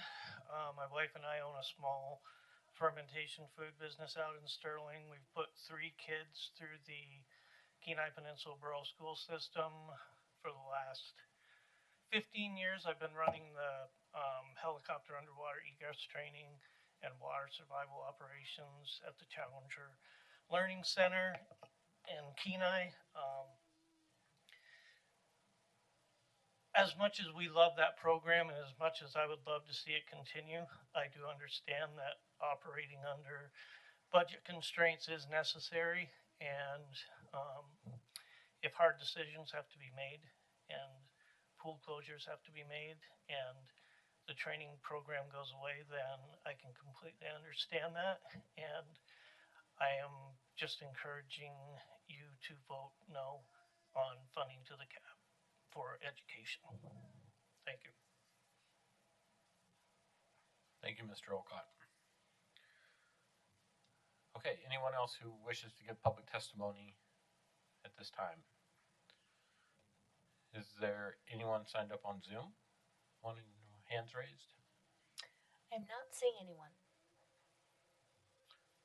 Okay, so we'll close our second opportunity for public comment and public presentations.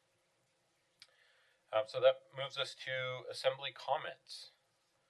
I'll start with you, Mr. Dunn. Thanks, President Tunseth. Thanks for everybody who participated tonight.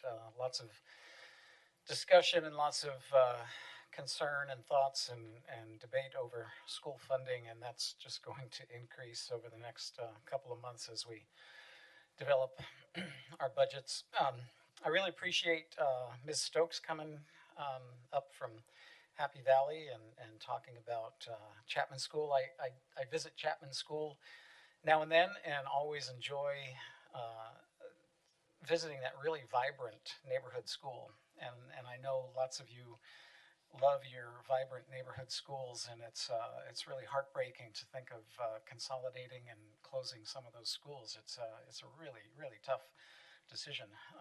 I also appreciated Ms. Stokes' suggestion about amending the tax code. I'm sure most of you realize that 100% of our sales tax goes to schools, and that there's been discussion about the burden on property owners for funding schools. But as Ms. Stokes said, the tax cap right now for a single purchase is $15 in borough sales tax on a $500 purchase, which was established back in 1964, and that's probably a $500 in 1964 probably translates, I don't know exactly, but 3,000 or 4,000 or maybe more nowadays. But we've discussed this in the past, and it has come to the ballot in the past. But maybe it's time to start discussing a increase in the sales tax cap from a $15 maximum to a $30 maximum. 100% of that would go to schools, so something to think about. That the school funding is there's some really essentially flawed things going on, especially at the state level, which is affecting us and cost shifting at the borough level. So it's a big discussion. I really appreciate the mayor's experience with the legislature and his support for education. Although we don't always agree on how to structure that funding, I appreciate the discussion and the debate, and look forward to coming up with some compromises. And just, I think compromise is going to be essential for that. So there's lots of options out there, and it's no easy decisions, but I'm confident that we will do the best we can for funding schools. And speaking of that, there's been several people talking tonight about the closure of school swimming pools. I continue to work with the Soldotna community.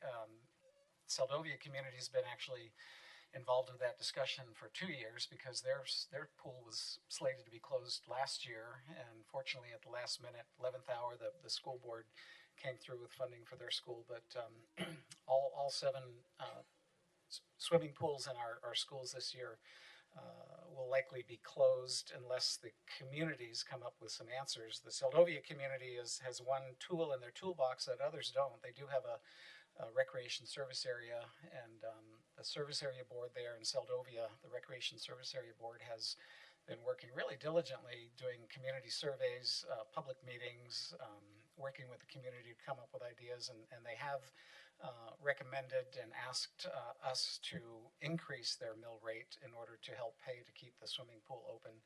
And that discussion's still happening and still ongoing, and we will be addressing that in the upcoming budget process. But I really am impressed with the Soldotna community's efforts working together to try and find answers to keep their swimming pool open. Also wanted to mention that I'm on the community council for the Kachemak Bay National Estuarine Research Reserve. They're going to have their quarterly community council meeting on Friday, March 27th at noon at the Kachemak Bay campus of University of Alaska, or the Kenai Peninsula College, I guess. And those are interesting events. They're open to the public. Anybody who wants to come, noon to 1 p.m. at the Kachemak Bay campus, the National Estuarine Research Reserve, doing some really good work in Kachemak Bay environment. And then lastly, I'm also liaison with the Resilience and Security Advisory Commission, which did not meet last month, but the Homer Drawdown Group, which is working on promoting recycling and reducing the waste going into our landfills, has been kind of collaborating with some of the members of the RSAC, and they had a really good meeting last Monday. Really good group of folks that are trying to come up with community solutions to reducing waste stream into the landfills. And it not only is the right thing to do, but it saves the taxpayers money in the long run. So if you want to get involved, if you're in the Southern Kenai Peninsula, get involved with the drawdown program, and also attend the Resilience and Security Advisory Commission meetings online. So thanks everybody for coming out, and we will see you in April. Thank you. Thank you, Mr. Dunn, and if you're driving home tonight, please drive safely. Ms. Neeson. Thank you, President Tensiff. I want to thank everybody who came out tonight. I see people from my community, and I appreciate you guys. I know this has been a longer meeting than usual, and thanks for your patience. And all of you who came out to talk about the schools as well, I just want you to know that however this all turns out, you have been heard. We heard what you said, and we appreciate that you're here and that you've made your voices heard. So I won't bore you with lengthy commentary tonight because we've gone long enough, but I do appreciate you guys. Thanks. Thank you, Assembly Member Neeson. Assembly Member Griebel. Thank you, Mr. President. Starting with liaison duties, on February 19th, CES held its Service Area Board meeting. Major topics were they filled 3 of their 4 vacancies. One remains vacant still. They brought in a new captain, Tim Weekly.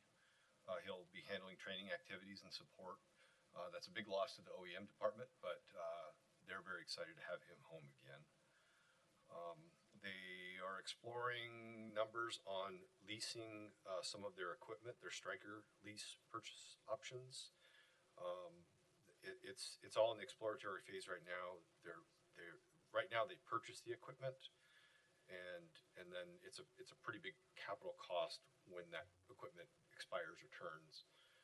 They're looking at exploring if it makes any fiscal sense to lease it. They're looking at apparatus purchases for off-road rescue vehicles, side-by-side 6-wheel, a trailer, snow machines, and an ATV. They met with DOT to go out and investigate for emergency landing zones on the highway corridor. They mapped out a couple potential spots, 2 south of Soldotna, 2 north of Soldotna. This would just aid in emergency helicopter evacuations in medical evacs. Moving on to the Road Service Area Board, they met again this month on the 10th. Back to the CES. The other thing they visited was the draft version of their budget submitted to the mayor. The board approved it, reviewed and approved it unanimously. Road Service Area, they only really had one major thing on the agenda. They discussed a resolution to modify their policy concerning the board meetings. Formerly, it stated that any item not on the agenda, a person at any time that is not, anyone is allowed to address in person any item that is not on the agenda during the public presentation portion of the meeting. They modified that piece of text to state topics having or relating to road service area topics. So basically, they're just narrowing that focus, and I think a lot of that was based on the revision that we did to code recently. That kind of jogged in their head that sometimes they do get testimony that doesn't have anything to do with what their powers are. So they're trying to narrow the focus of that public presentation. That was really the only major focus that they had. As some people have stated, we've had an incredible amount of education funding traffic through our emails collectively. I've read every single one. I haven't done a spreadsheet comparison but it feels about 50-50 for pro, the funding to the cap. There's a lot of discussions to come. I'm hopeful for some progress on those budget discussion talks, and hopefully the state can come up with some concessions as well. Other than that, thank you all for coming. As stated prior, you are heard, and it's appreciated you presenting. Have a good night. Thank you. Thank you, Mr. Gribble, and I appreciate those service area reports as well. Mr. Hicks. Thank you, President. I am encouraged. I'm encouraged to hear that there is work and discussion happening and actually engagement with the pools. It might be a small thing in the eyes of budget, but I know those pools affect our communities deeply, and a lot of people really care about them. So I'm encouraged about that. I'm encouraged to hear. I know I was at a meeting a couple weeks ago where a couple local state legislators met with families and discussed the pools, discussed budgets, some of those other things. Mayor Machicki, notice he's out there talking with the people that are talking about the pools. So I'm encouraged about that. Also, as you say, we've getting a lot of emails, both for and against funding to the cap, as well as the other two layers that were proposed by the school district. And I'm encouraged to hear that work is still ongoing. You know, they're still working on those budgets. The state is still considering some options for bringing some relief, and we're still discussing different options and what might possibly be done, whether short term or further down the road. So I am encouraged about that, and I hope that you are also. It's not done and over with. We're still very attentive to it. We've got a budget process, but the schools loom large, in our students and how it affects our communities. So anyhow, we'll continue to work and continue to hear from you. So thank you. Thank you, Mr. Hicks. Assembly Member Eicher. Thank you, Mr. President. So first off this evening, I usually try not to be a man of many words, so I haven't said much about the borough clerk yet.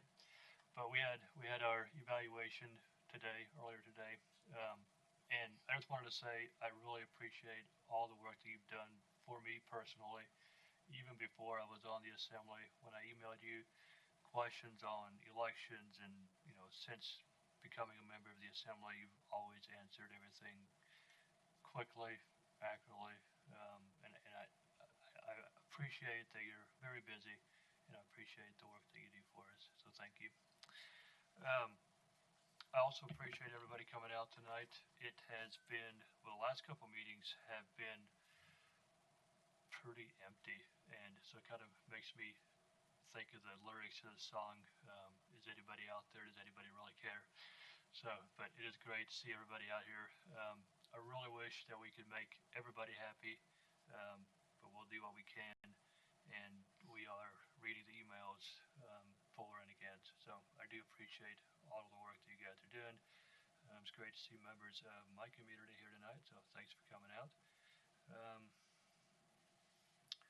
think that's all I have, so thank you, everybody, and good night. All right, thank you, Mr. Eicher. I concur. Your kind words about the clerk. Appreciate you adding that. Okay, I think that brings us to Assemblymember Truesdale. Thank you, President Tunseth. First of all, I want to thank the mayor for his advocacy with the Kenai Peninsula residents and his expertise in negotiations with the AKLNG project. I sleep better at night knowing that somebody who has experience with that is working hard for us.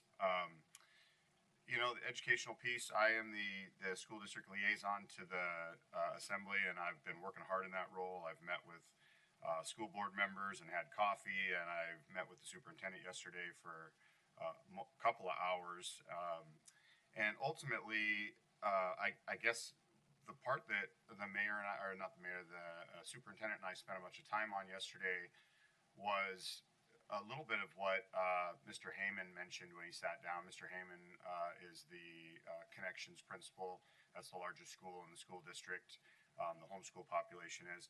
There's another whole entire entity of homeschool students in our community whose state allocated funds go to a different program, not in our community. And I respect every single parent's option to pick where they go to school. I would never want to restrict that at all. And part of my conversation with Superintendent Holland was you're in direct competition with that homeschool group, and people are choosing that for a reason. And so my hope is that our community and our school district can address that, and Mr. Heyman, who came and testified in front of us today, can address that and figure out why there are that many students in our school district who are choosing to send their state allocation to a school district that is not from here. And so I just think that's an important topic. I don't want to be taken out of context that I'm anti that homeschool program or any other program for that matter, not just the one. But I think it's an important piece as we talk about funding to the cap and potentially raising taxes and all of that conversation, sales tax, ways to maneuver that to where there's more money for the school district. There is a piece out there that's an elephant in the room that I think people are afraid to talk about because they're very passionate about where to send their own children to school. But I still think it's a topic that the Kenai Peninsula residents need to take up and need to say there. I just did the math quickly, and so don't quote me on that, but a homeschool student is worth 90% essentially of that base student $6,660 allocation, and then they take out $2,600 or something for each personal students. That times 1,500 students, over $5 million of money from the state that would be in our local school district if they had a product that was of quality enough to bring those students in. And so that's a big heartburn for me. It's the first time I've announced it on this stage, but it's important to me because we're all here talking about keeping our schools open. And I'll tell you, schools like Tustamina are beautiful little schools, absolutely gorgeous schools that I wish my own children potentially could have come up in. But as Assembly Member or President Tunset said at the beginning, this is a nationwide issue, and it's a huge statewide issue. As the mayor mentioned, 20 plus schools across the state closing. It's happening everywhere, and we've got a little piece in our own community that I don't know if as many people out there are talking about and wondering about. And so to me, it's just something that the public needs to know. I'm happy to have this conversation with anybody, whether you attend the local school district or whether you attend the other school district for that matter, and I'll listen to both sides of that. But I just wanted to bring that up in my comments today. That's all I have. Thank you. Thank you, Mr. Truesdale. I know that you're working hard as liaison to the school for us, to the school board, and certainly your experience in the schools is the main reason why I picked you. And, just hearing you talk, thinking outside the box, the things that you're bringing to the table, I absolutely know I picked the right person. Sarge, you're doing great. Thank you. Okay. Next, Assembly Member Eklund. Thank you, President Tunset. I'm the liaison to the East Peninsula Highway Emergency Service Area, which all of you drive when you go north or east. But they are doing great. We had a meeting last night, and they'll be there if you need them out there on the highway. I want to thank our amazing staff. They help with committee reports and with our agendas and with any legal items that we have to make decisions on, and I really appreciate that and a great borough staff that we have. And then lastly, I want to congratulate the Kenai Peninsula Borough 2A basketball teams that won state championships last weekend, the Nanilchik boys and the Seward girls. And we had them all get together underneath the basket at the end of the award ceremony, and we took a picture of the two teams together. That was a great way to end the night. And with that, I thank you. All right. Thank you, Ms. Eklund. And the same, if you're driving home tonight, please drive safe. Okay, Vice President Cooper. Thank you, Mr. President. Thanks to everyone that came tonight. I have such a soft spot for kids, and your little one hanging out there and sleeping. So thank you for staying. And this little boy right here has entertained me all evening. I actually wanted to bring him up, but I thought I might get in trouble from the president if I had him up here with me. So thank you all for coming out. It's really important that we get to hear from you. And I appreciate and understand your frustrations as you come to us. So thank you for coming in here and letting us know about that. I too have focused for several years on the students that we're losing out of connections. And it's a product, right? Public schools, we know that that is something that we all do, but our connections is a product, and I would sure like to see us find a way that we can bring some of those students back in.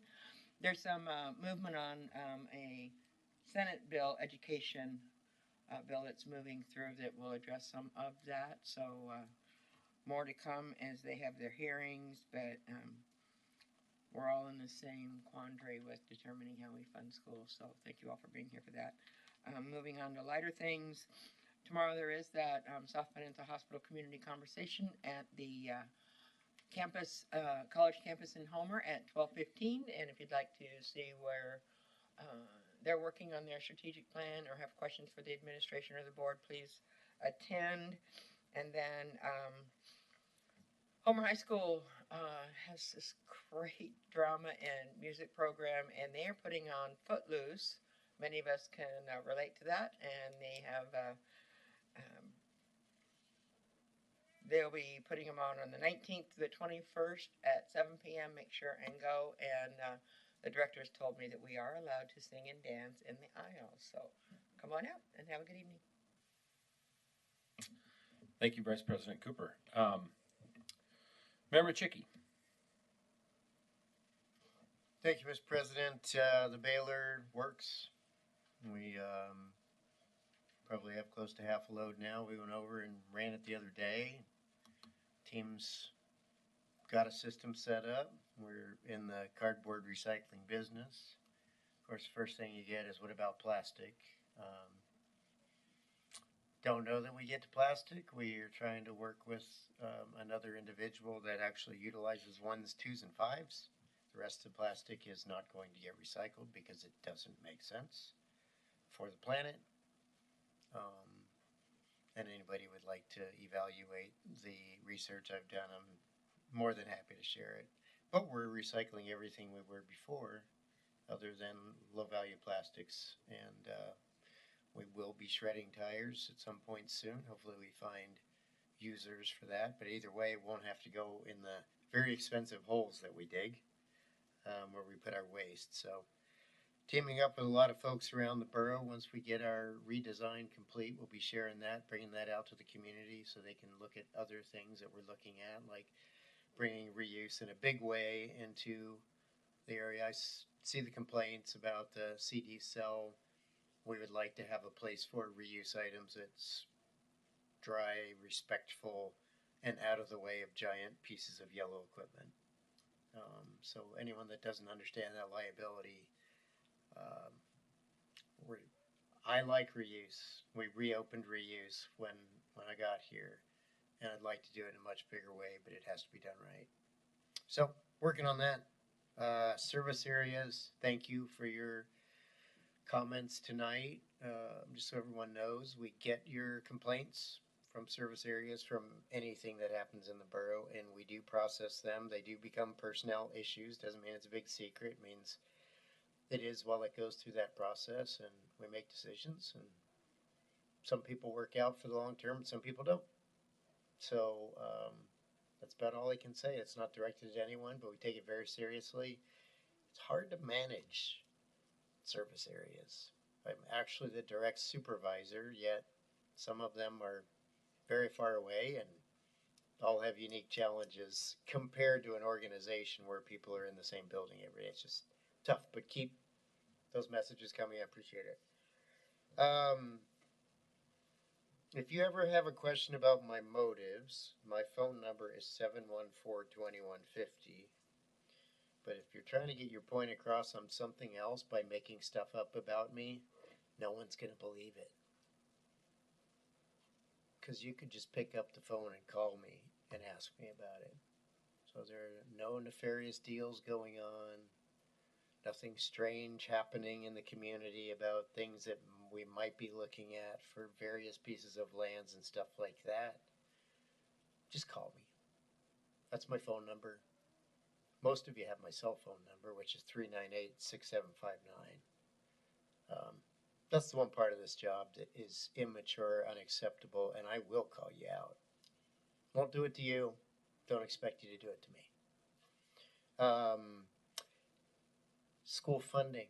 My goal is long-term sustainable school funding. So if I seem firm and less supportive, I have 62,000 people to worry about in addition to the 8,000 students we have, that it is estimated there'll only be 5,000 of them by 2030. We're missing 3,600 kids. You can't keep open 44 schools when you're missing 3,600 kids. So I know these are tough decisions, but they don't have to be bad outcomes. They can be amazingly positive outcomes. So for the schools that are closed, let's stay engaged and figure out how to deliver most conveniently the best education possible. And if you choose to homeschool your kids, homeschool your kids. It doesn't work when people say, well, I'm just going to do this or I'm just going to do that. Give a new school a chance, because a full school with all the staff and the art and the music and services is much better than a school that has echoes going down a very empty hallway. You're paying for buildings and not services. So just take that into consideration. It is about your kids. It's all about your kids while we balance with the other things. And my goal is sustainability for the long term, because I'm sick and tired of the annual, everybody shows up, and no one has ever created a sustainable plan. We have a sustainable plan at the Kenai Peninsula Borough, and I'm going to be quite firm about that. And if I have to veto stuff, I will. We do not have a sustainable education funding plan in the state of Alaska. We have not grown up as a state. We're an adolescent state, and it doesn't seem like anyone has the guts to solve the problems for the long term. Let's keep the pressure on. Let's force them to be adults in the governor's office, in the legislature. Let's solve our problems for the long term, because I'll tell you what, we are draining residents, and have been, because of the lack of hope and the lack of our ability to solve our problems. Not big problems, they're the same problems everybody else has in every other state, but many of them have dealt with them. So let's stick together, not tear each other apart, and insist on something better. But I'm excited about the solid waste stuff. I really am. We've had a lot of cost driven, a lot of inefficiencies, some less than stellar decisions through the years, and all that's turning around. Eric, John, the folks that are involved with solid waste are doing some really great stuff through your support, and that matters. That's an impact on the planet that we need to do the best job possible, while always focused on costs for our taxpayers, and I think we're getting there. So, cool stuff. Anyway, great meeting. Thank you very much, everyone, for your support tonight. I think you will be happy with the outcome of those processes this year. That will help get through another year, but the bottom line is we have to insist on a sustainable plan, or we'll be back here next year with the same issue. Thanks. Thank you, Mayor. Always a tough act to follow. I'll be, well, I'm not going to say that, but I'll be pretty quick. I've learned from my predecessor, Mr. Ribbons, keep it short and sweet. There's not a whole lot I can say that you assembly members didn't already say that I agree with. I appreciate all of your comments, recognition for the clerk, all the updates about the schools. Specifically, I wanted to recognize Ms. Eklund. We have these plastic water bottles here because she's encouraging us to use less plastic water bottles, disposable water bottles. And so that's what these are for. And there's a filling station out there. You can use these to fill them up and save a water bottle. So right along lines with using the baler and all that solid waste stuff. Thank you, Ms. Eklund.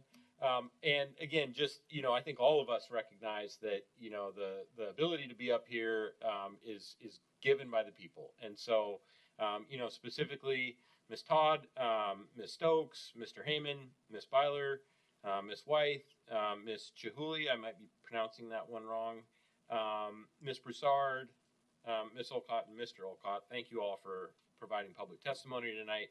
Really appreciate it, and echo what my fellow assembly members have said, that we definitely hear it, and we get all the emails as well. Echo what Mr. Eicher said as well, about our clerk, and not only our clerk, but our deputy clerk, Sue Ellen, and all of the staff really that helps us. Ms. Harbaugh, Mr. Kelly, really appreciate everybody's help. And you guys do a fantastic job keeping us in line. We really appreciate it. I really appreciate it. Okay, my very last thing, and this is just a small thing, but you know, when there's not very many emails, it's kind of like fine. You know, you get on the pad and you look at them and you do the emails. But the email, for some reason, I don't know if your guys is all the same, but it like organizes things by like topics. And so it will group emails together in these really weird ways and kind of like organize it. And I'm not used to that. Like, I'm used to it being by date organized and everything. So anyways, I spent a bunch of time in the email figuring out how to change that, adjust the settings, create file folders, all sorts of stuff. And so if anybody else is as naive as I was on that and wants some, you know, help, just reach out to me. I spent a lot of time figuring out the email. But anyways, I've got it now. I've got these folders for the people who are for the cap and against the cap and all sorts of folders, fun stuff. So anyways, I'll leave it at that. Thank you guys again for all of your help. That's what really, I've said this before, we go fast alone, we go far as a group, and that's what we're trying to do here, is make an impact. So with that, I'll close my comments. Our next assembly meeting will be April 7th, 2026 at 6 p.m. It's a regular assembly meeting in the Betty J. Glick Assembly Chambers, the Borough Administration Building. Remote participation is available through Zoom, meeting ID 897-1694-8642. Passcode is 075938. And with that, we are adjourned.